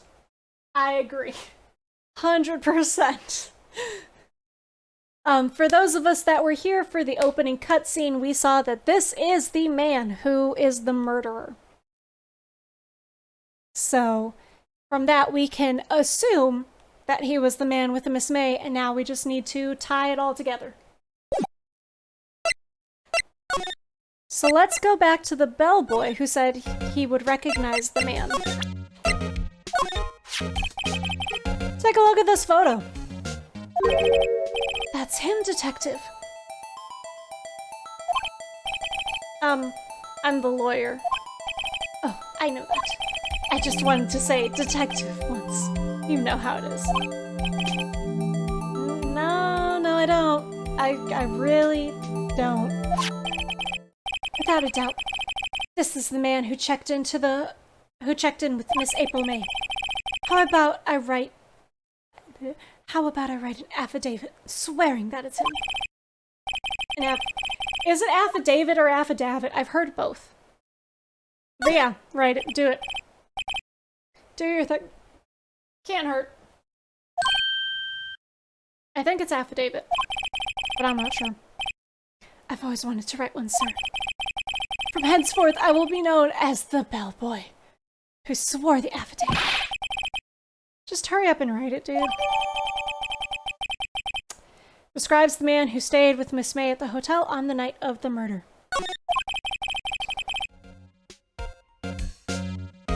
It's not a common word. You would only use it in a legal case. Not even Miss May can play dumb to this. Alright, let's leave. I never want to talk to this bellboy again.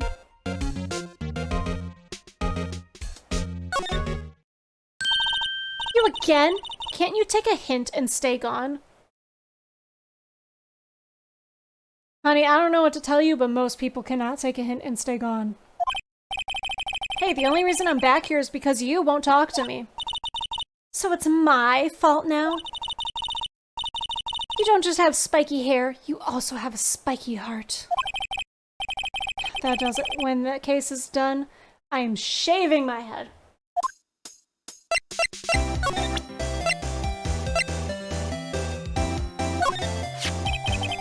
Have a look at this.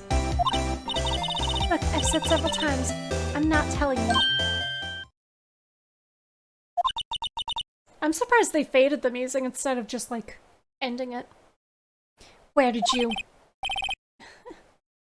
A reaction. This is him, isn't it? What? Who? When? Why? It is him. This is the man who stayed in your hotel room the night of the murder. No, that's not right. Nice try, Miss Cooperative. Do you have proof that it was him? Yeah, proof. Show me proof. Okay. Here you go. Did you have a look at this? What's that? The bellboy's affidavit. It tells us everything he saw. Such as the man you checked in with, who was most definitely this guy. No one else in the world looks like this guy. Now I'm getting somewhere. Fuck easing her fears. Time to do a little bluff. No use playing dumb, if indeed that's an act. If you don't talk, I'm taking this info to the press. What?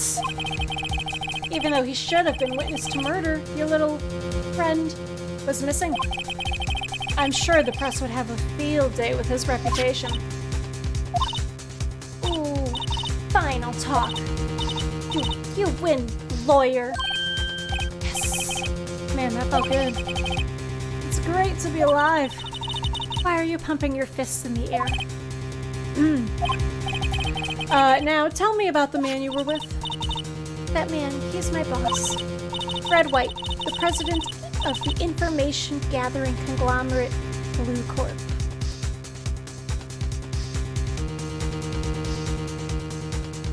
It kind of does. I agree with that.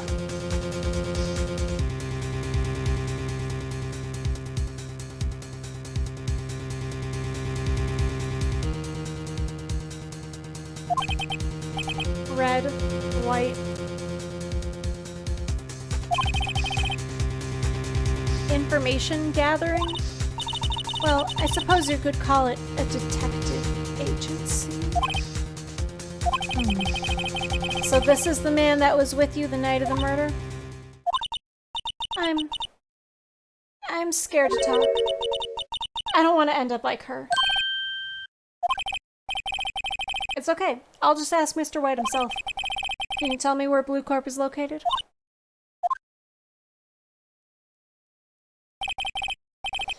Mr. Red White, at last. Finally, a lead on this guy. If April May couldn't have done it, that leaves him. Time to take action. Bellboy's affidavit discarded.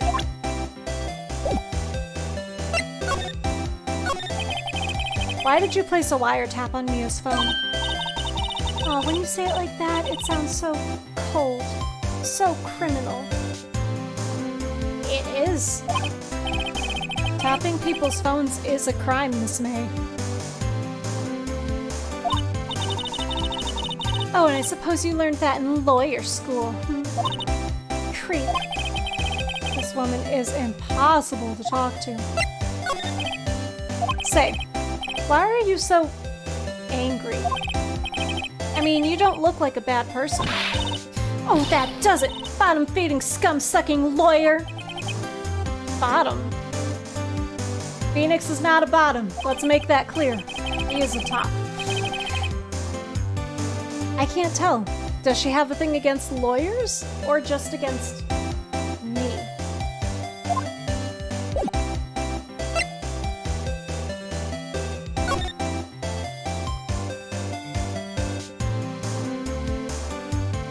Okay, before we go to Blue Court, let's do break time, because we haven't done that yet, and it's been almost 4 hours. So, that'd be a good idea. This has also been a lot of reading, so I want to blink for a few minutes. So we'll break for like 5, and then we'll be back. And we'll go meet Mr. Red White, and it'll be so exciting, maybe, kind of. He's another character in this game, so you should be excited. Alright, BRB.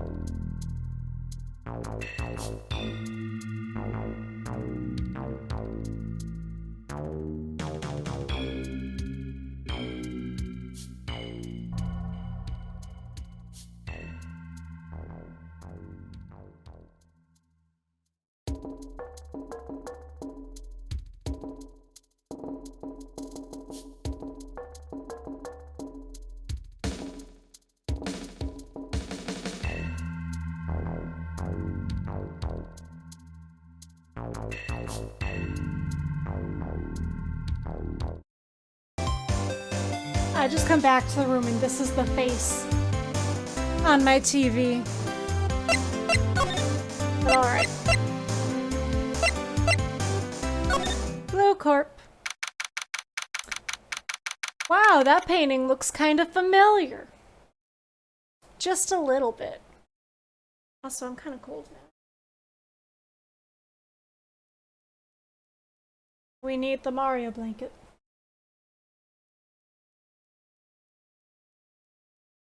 Okay. What's with the surreal decor? I don't even know what kind of voice to give this guy. Welcome. Please furnish me with the title of your personage. What the? Your name. What's your name? I was just inquirably asking the title that you go by. Wright. Phoenix Wright. Inquirably? What? Mr. Wright, is it? Right, I see. Splendiferous.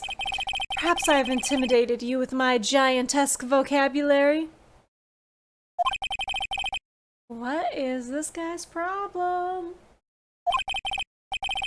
I'm Red White, CEO of Blue Corp. You know, corporate expansion official.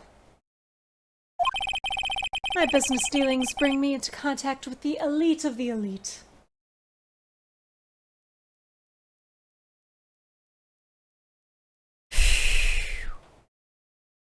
What is going on with this guy? So I'm afraid I am not used to conversing with the wordily challenged. What a fruitcake. Little offensive, Phoenix. Let me guess. You are an attorney fresh out of law school, are you not? That's the only explanation of why you would come to meet me like this. What does he mean by that? No matter. So what business does a mighty lawyer have with a man such as myself?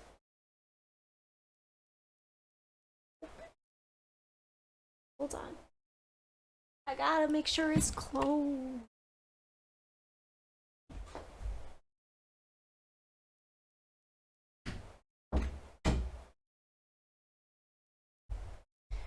There we go. The door to the room is kind of crooked. I guess that would be the right way to describe it. So if you don't completely shut it all the way, it doesn't just hang. It'll slowly creep its way open. So you either have to close it or there's a closet door over here. This is also a closet door behind me, but there's a closet door over here. And you can open it against that door. And the closet door will stay in place. That's usually what Matt does when he's in here. But when I went to go refill my water bottle, Matt's just passed out with the stream open. So I don't want to wake him up, so I want to make sure it's closed. Which is sad, because he's missing out on quality time with Mr. Red White of Blue Corp. Truly the most interesting man in existence. You are definitely underselling it. He is something. Yipes. This guy's arrogance meter is off the scale.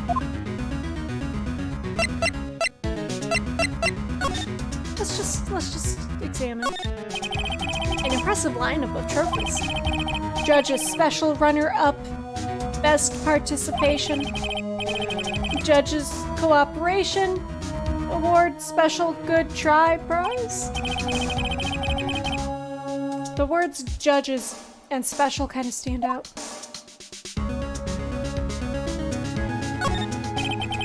A statue of a man holding up the world. The Blue Corp sign certainly stands out enough. The model for the man is, of course, Mr. White.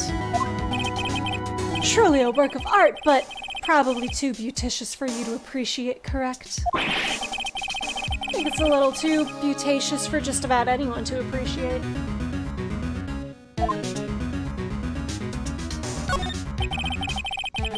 I'm guessing this is supposed to be a desk?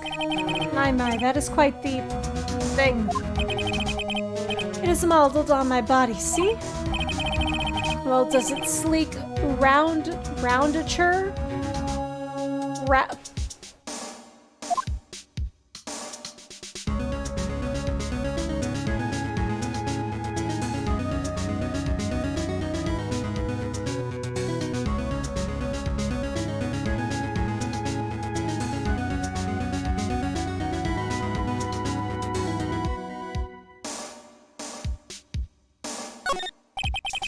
This is the top floor of a 20-story building. The view is quite presidential.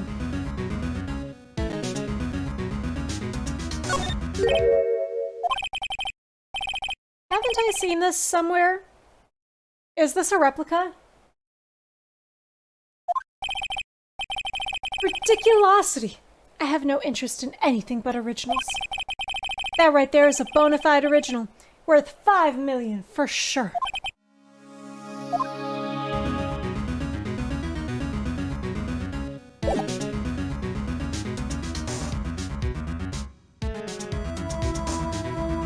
I mean, Grossberg did say it was worth 3 million and he had no intention of parting. Maybe that extra 2 million changed his mind. I'm a lawyer, look. I'm terribly sorry. That really doesn't seem to concern me at all. So, Miss May. Miss May is an employee of Blue Corp, is she not? Correct, she was my secretariat. What a shock it was to hear what she had done. What she has done? You mean the wiretap? Indeed, she is paid to answer phones. Tapping them is not in her job description. She does gather information for us as part of her duties, but I assure you we do not condone illegal methods. It is ineffable that she would do this. Sounds like he's trying to turn Miss May into a scapegoat. On the night of the murder, were you in Miss April May's hotel room? Who can say? I seldom pay attention to mundane details such as time and place. My motto is, don't worry, be happy. Still, Mr. White, the hotel bellboy has stated on the record that he does remember you very clearly. No matter. The bellboy can say what he pleases. I still won't talk to you. If you want me to speak, put me on the witness stand. Although I doubt you'd be capable of doing that.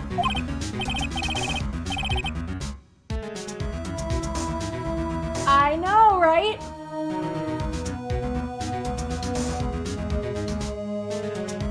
Here is a good question, actually. Why didn't the prosecution call him as a witness? He should have seen the same thing as April May. Oh, the police, the courts. To me, they are mere toys, playthings for my amusement.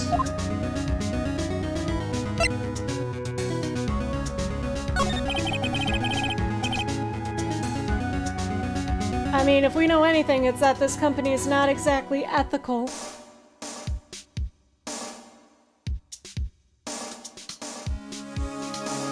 What kind of company is Blue Corp anyway? Ah, excellent question. We buy and sell various kinds of information. We are a company of the future. You might say, we are the future. Sell information. That sounds illegal. In just 10 years, I've built this business up into the grand office you see now. In case you were wondering, Blue Corp was named after the color blue. I, Red White of Blue Corp, as founder and CEO, named it so. And why, you ask? Because I like the color blue, of course. I mean, you're right.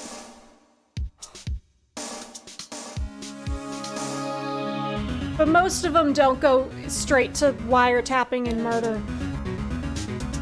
So his name is Red White. He works for Blue Corp. He has purple hair and a pink suit. What a guy. Fantabulistic, is it not?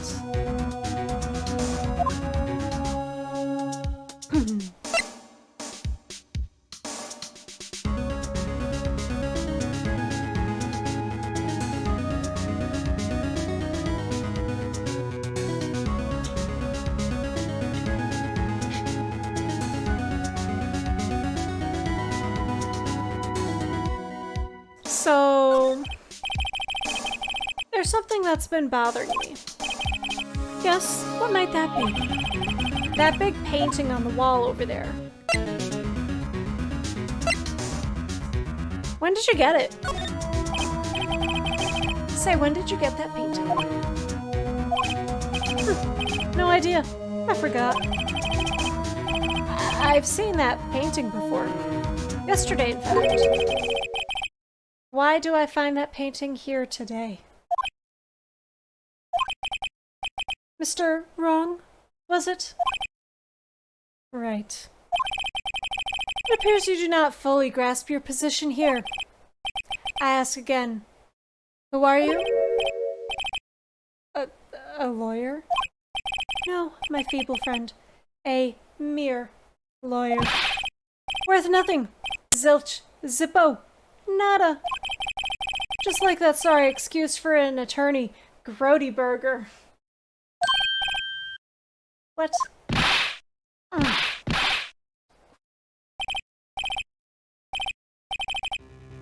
He punched me.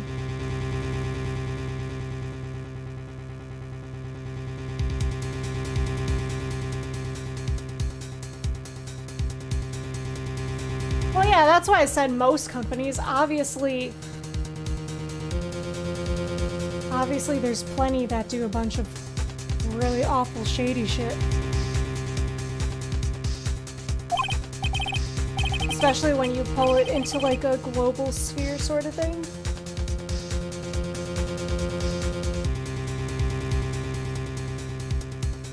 But I mean this in a case of just like the CEO literally just beat someone over the head with a statue. Well, Mr. Lawyer, what will you do, eh? Charge me with assault? Charge away, I welcome it. For it is you who will be found guilty. What? Heed my exposition. The police, the courts, they all do my bidding. So you say. But I wonder, is that kind of control really possible? I don't expect you to understand. It is a world beyond your compensation. You came here from Grody Burgers, I presume? No, I didn't. No, I didn't! No!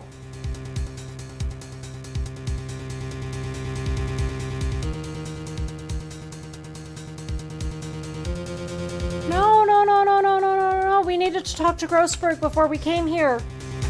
Oh no, we missed out on a lot of plot. Oh, fuck.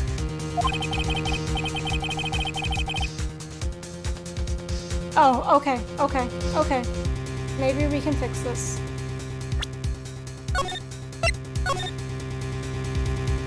Hold on. Maybe we can fix this. Maybe I'm freaking out. Perhaps then he will tell you.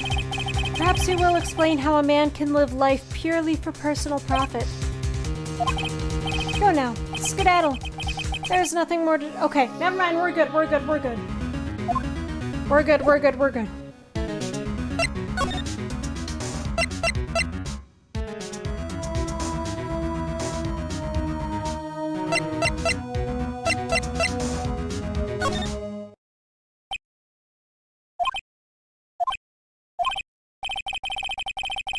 I don't think he's noticed us. Maybe I should clear my throat like he does. Ow! Jumping Jehoshaphat's. Oh, you. What's wrong? You looked so pensive, like an old man at the end of his days. I'm not senile yet. I was just thinking about this whole mess. Something's really bothering him. That much is clear. Oh, we can't switch the pictures. The other picture on the desk was a picture of Mia and Maya's mom. He might bring that up, but I want to make sure that that's out there.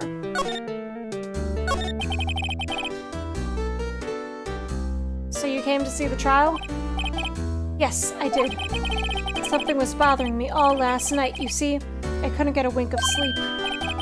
Really? What was that? Well, you see, it's just Mia's sister, that poor girl. My boy, I owe you my thanks, truly. I don't think I would have done... I don't know what I would have done if things had gone poorly for the girl. I mean, you could have just done it yourself, but you probably would have lost, because you're not as good as me. You're not an ace attorney, you're just an attorney. I asked before, but why did you refuse her request for defense? I think I have a right to know. A right, Mr. Wright? No. I'm sorry, it's just... I need more time to think about it, my boy. He does seem troubled about something. I'm starting to have a feeling I know what it is. So, I paid Blue Corp a visit. Oh, I see. Mr. Grossberg, I have to admit, something has been bothering me. Oh, what is it? Well, out with it, my boy. You see, it's just... Mr. Grossberg, sir. There was a giant painting hanging right there the other day, was there not? The one you said you had no intention of parting with? Well, I saw it today. It was in the CEO's office of Blue Corp. Red White's office. So you noticed. How could I not notice? I suppose I should have guessed you would. It is a large painting. Mr. Grossberg, I know you and Mr. White are connected somehow. connected, you say? Yeah. And I know what it is. Your lovers know. He's blackmailing you. What other kind of thing do you think an information gathering business would be doing? Besides blackmailing people?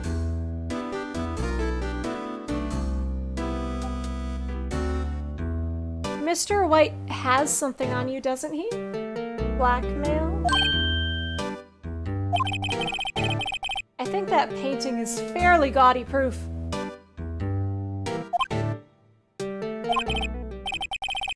Very well. This may be the chance I've been waiting for. This was what I was worried we skipped. Maybe it's time to get this off my chest so I can finally rest easy again.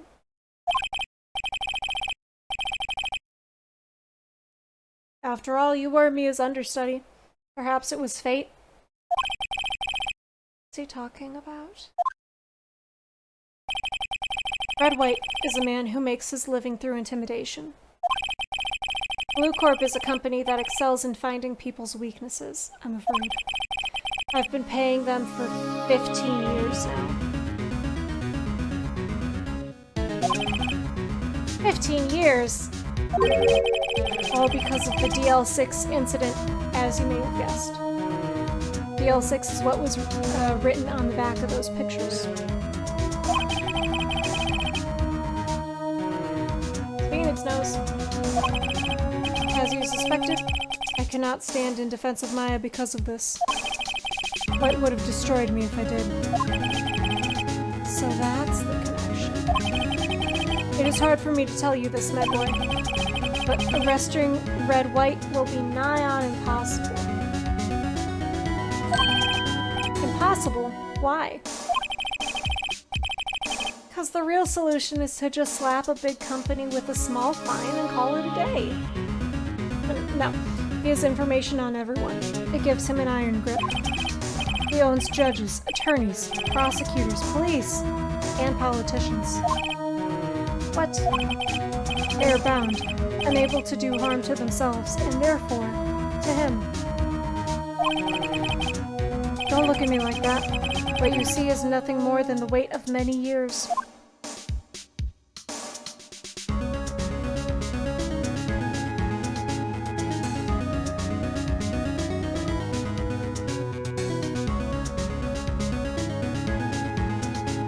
Let's hear about the DL6 incident, and it's very interesting. What is the DL6 incident? DL6 is nothing more than a sorting code the police gave the case. It was 15 years ago now. I received a request from a medium, a spirit medium. Her name was Misty Faye. Indeed, she was Mia's mother. She had been investigating a murder at the bequest of the police. And she failed. As a result, the police called her a fraud. This is what Maya was talking about the other day. I know, right? It's great. I did all I could for her, and in the end, cleared her of wrongdoing. That murder case, however, remains unsolved to this day. That case is the DL6 incident.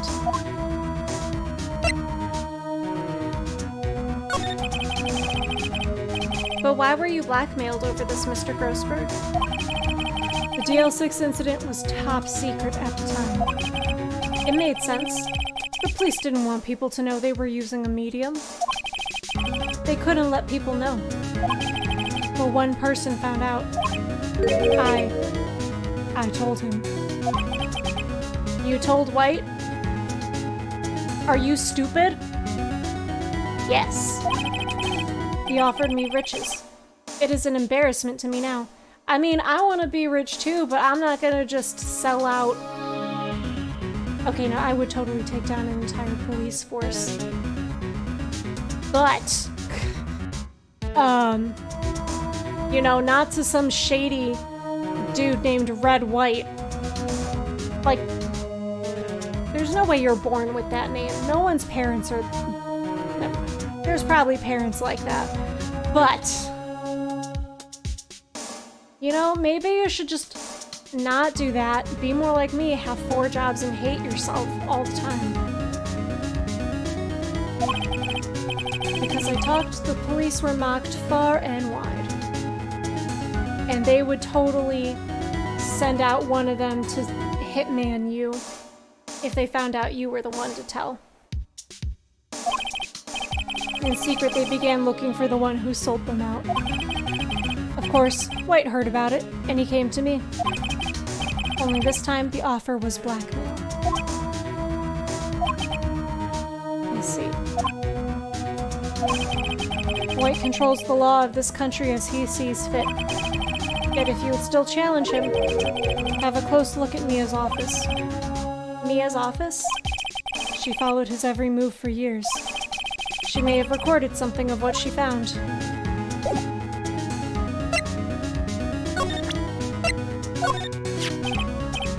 Sorry, sir. I borrowed this. Ah, so it was you, my boy. Who is this man? It's a long story. I'll be needing that back now.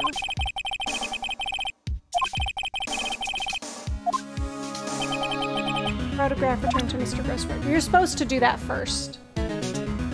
You're supposed to, after you take care of all the affidavit stuff, you go to Grossberg's office to ask him why he has it, and then from there, go to Blue Corp.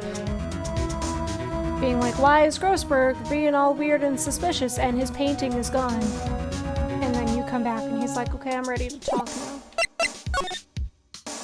now. But let's go. It's funny, looking at this room, it seems so normal. Hard to imagine a murder took place here. Mr. Grossberg said there would be clues. Maybe I should have another look. So she recorded stuff. It's probably on the shelf. They're in alphabetical order. Let's take a look. Let's start with A through I. Let's see if there's a record in this file that catches my eye. Ahaha. Maybe F. Misty Faye. That's Mia and Maya's mother. Should I take a look? Might as well. I have tarnished the Faye name. Leaving only these words, my mother vanished. I was determined to find the one who had made my mother blame herself in this way. Using the power that runs in my family, I held an audience with the dead. Finally, the names of 2 men surfaced. One was Marvin Grossberg, a lawyer who sold my mother's information for riches. The other was the man who sold that information to the press. This parasite, who makes his fortune on threats and coercion. His name is... The record stops there. So Mia knew Grossberg. So she worked for him knowing that he was trash.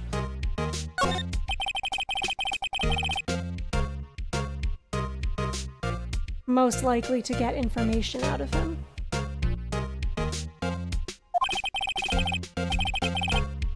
Not probably knowing that he wouldn't know that she knows.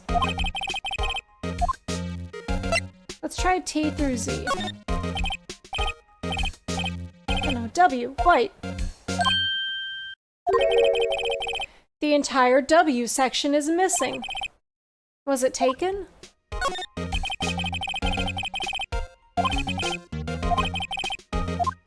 Let's look at J through S. Let's see, J through S. Nothing much in here. Maybe I'll just skim some of this? Sure. Well, no harm in flipping through a bit, I guess. The biggest part here at the end is S. Suicide? She has a collection of suicide reports. There's politicians, policemen. There's writing on most of these in pencil. White. Is this Mia's handwriting? This is Mia's handwriting. Wait, I get it. Mia thought he was involved with these suicides. White drove them all to... I can use these newspaper clippings. They're not real any definitive proof, but let's find the most disturbing one.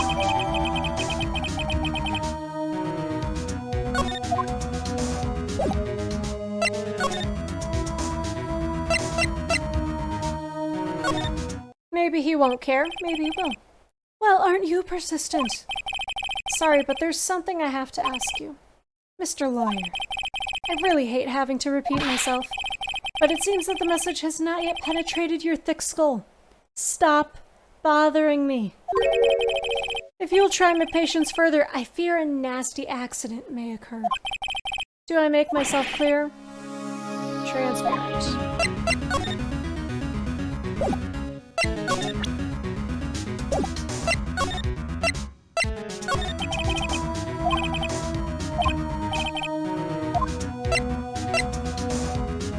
Skip to blackmail.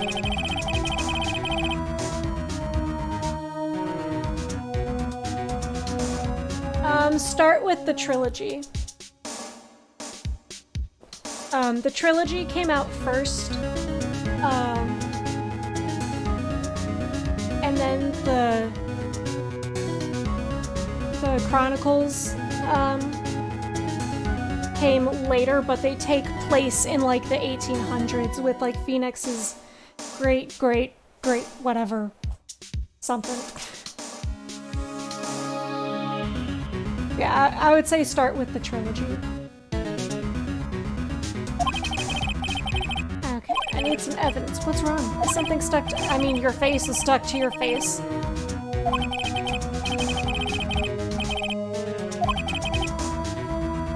It's okay to indulge in my cosmopolitan sense of humor. I will not think less of you. Okay, well, did you kill this man? Did this man kill himself because of you? I'm just asking for a friend.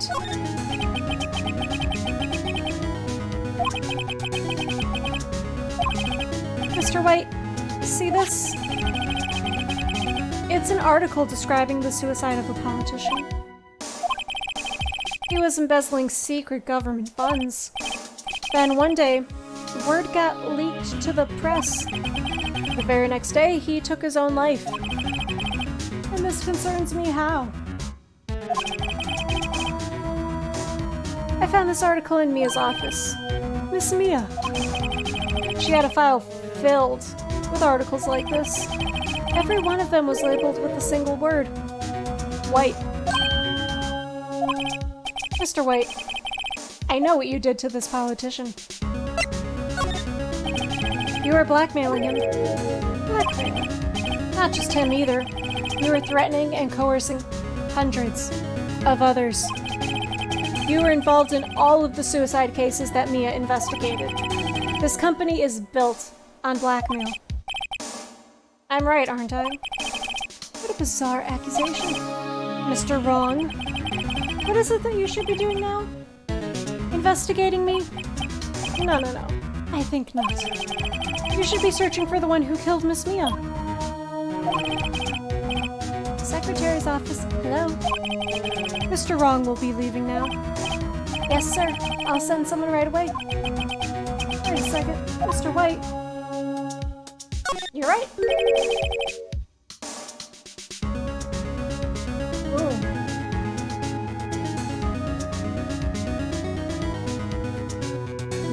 Phoenix is in danger.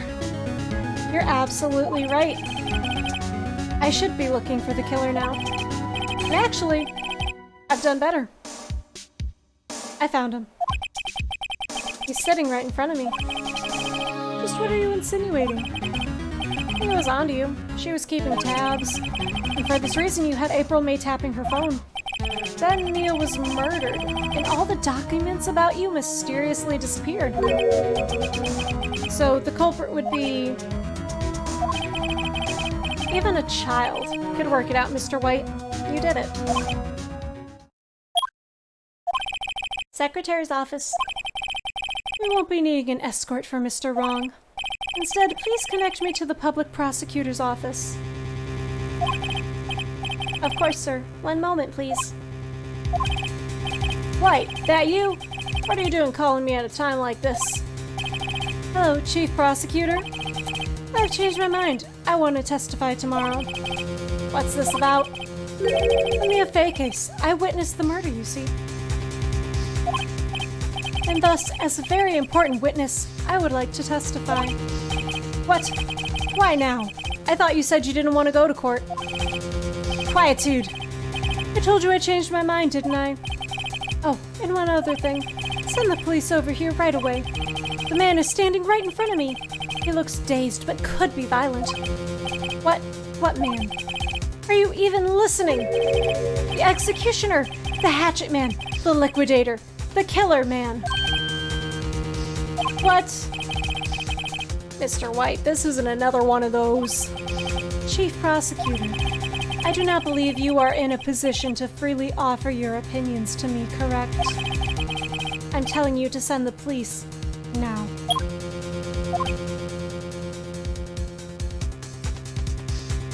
Phoenix don't give a fuck about the way society works. Did I not tell you, Mr. Wrong? You are a mere lawyer. As was Miss Mia. How dare you? I'll point the finger at you. You will be tried as Miss Mia's killer. The case is as good as settled. No lawyer of any worth will defend you. I have friends in the local lawyers association, you see. You'll be given a lawyer so stupendously inept that they make even you look competent. I feel faint. Detective Gumshoe reporting, sir. Ah, Butts. Harry Butts. They didn't even spell it like Harry the name this time. I love it.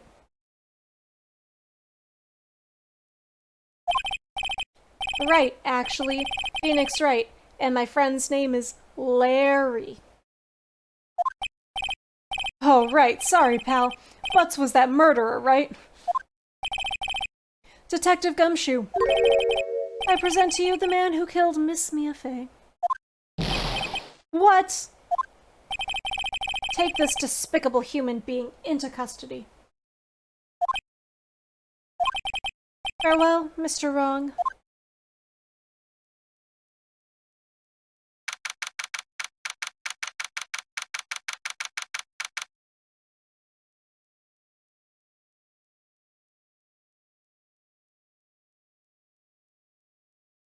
Got lipstick on my lid to my water bottle.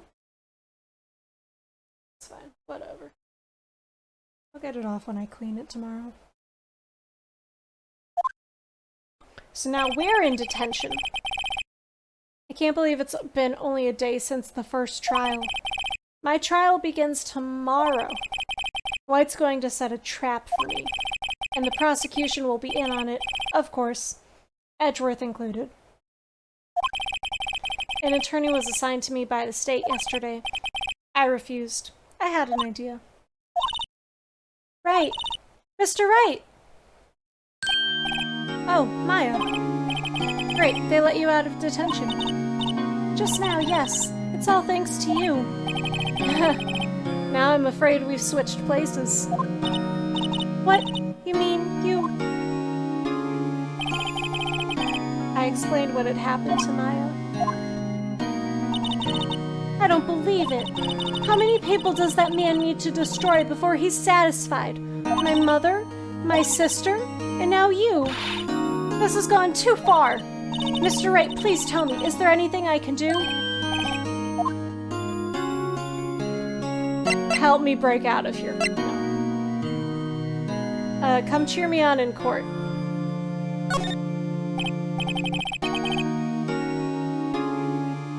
You could cheer for me in court. Cheer for you? You mean like a cheerleader? Yeah, like that. All right, leave it to me. I'd better go get a uniform and some pom-poms. Wait.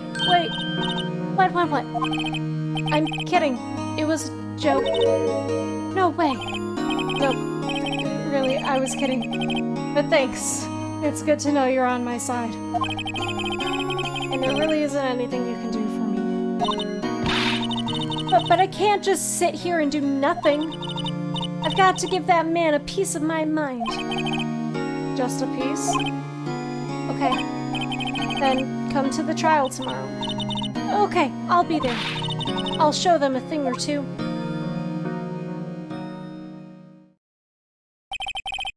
Times may change, yet with crime, it's the same old story. In fact, it's gotten worse. Lengthy court proceedings are no longer realistic. Beginning a few years ago, a limit of 3 days was put on initial court trials. Almost all finish in a day, most with a guilty verdict. This is kind of where it takes a little bit of inspiration from the Japanese court system and blends it together. I never thought I would end up in the defendant's chair myself for this case. With the true culprit appearing as the star witness, this is it. Tomorrow, it's me or him. To be continued.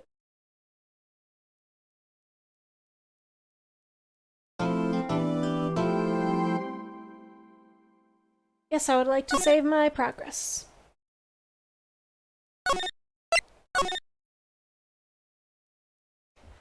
But it is actually going to be continued. Because it's like 2:20 in the morning, and I gotta get up in like 6 hours. So could we maybe do a Monday stream? What's going on Monday? I don't even know. I don't know. I still have like no semblance of like schedule or life or anything. And I probably won't for like another 3 weeks. So at the one place where I teach at, which is the preschool, 2 of the classrooms are shut down because kids have gotten positive COVID tests. So they're adjusting how stuff works.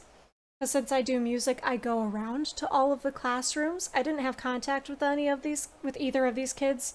One was closed down before the school year started, and the other one was I had been in the room, but I hadn't been near the kid or like, you know, touched any of his stuff or whatever.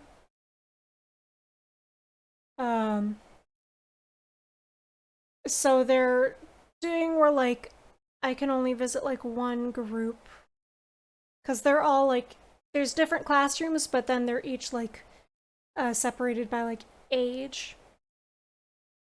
So I can visit like one group a day, and then I have to Zoom the rest of them.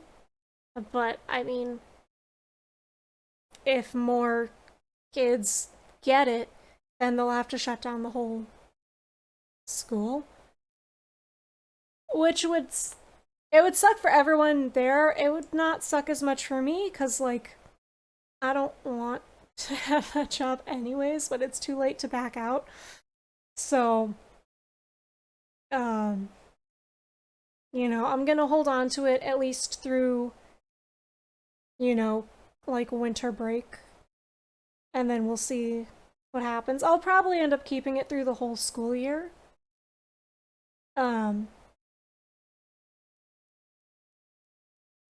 But, you know. Yeah. And then, you know, there's like Labor Day coming up, which is kind of weird with scheduling.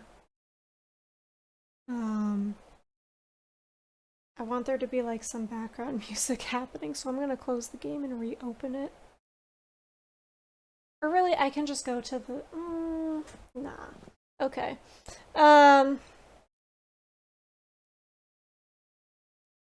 So, yeah, I don't know. We'll see.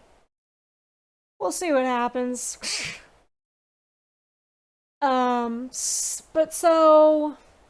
I can't stream on Saturday. Matt's sister is moving, and we're helping with that. And as much as I really love this game, I want to try to stretch it out because it makes me so happy, and I just want to play something that makes me happy because I'm not happy. But so Saturday, we won't be able to do a stream. Monday, maybe. Monday is 12 hours, so I'm probably going to be too tired. So maybe Sunday, but I never do Sunday streams anymore. I don't know. Check Twitter. Twitter is where I'll put whatever I'm up to, but we'll say latest Tuesday. We'll do the rest of this. Maybe earlier. Who knows? I don't know. Doesn't really matter, honestly. It's gonna get played all the same.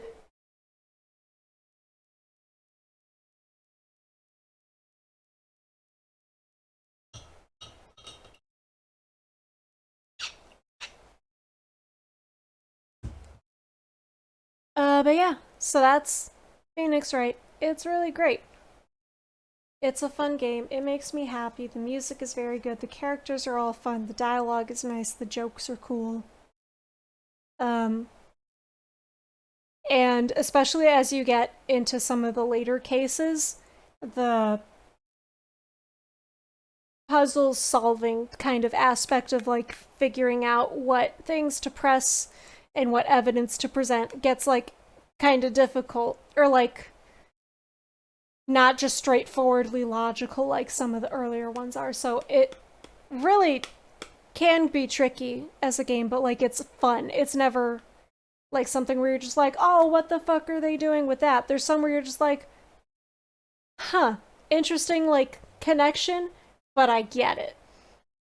You know? So let's resave. Just cause why not?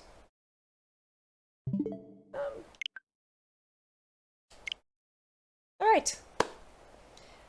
So with that all being said, thank you, Ryuza Kill 12 for the raid. That was cool. And the host. That's cool. Thanks everyone who came and hung out and followed. And I guess since this was kind of like a 3-year anniversary, even though we didn't really talk about like the Twitch adventure too much, maybe we'll do that some other time. Maybe I could do a Sunday stream that's like Mario Party or something laid back. I mean, as laid back as Mario Party is when you're just like destroying yourself or everybody else. And you know, all of that kind of stuff, but who knows, whatever. So, with that all being said, I hope you're all having a great, objection, or take that, or hold it, or whenever you are, and I'll see you all next time. Bye! Come back anytime.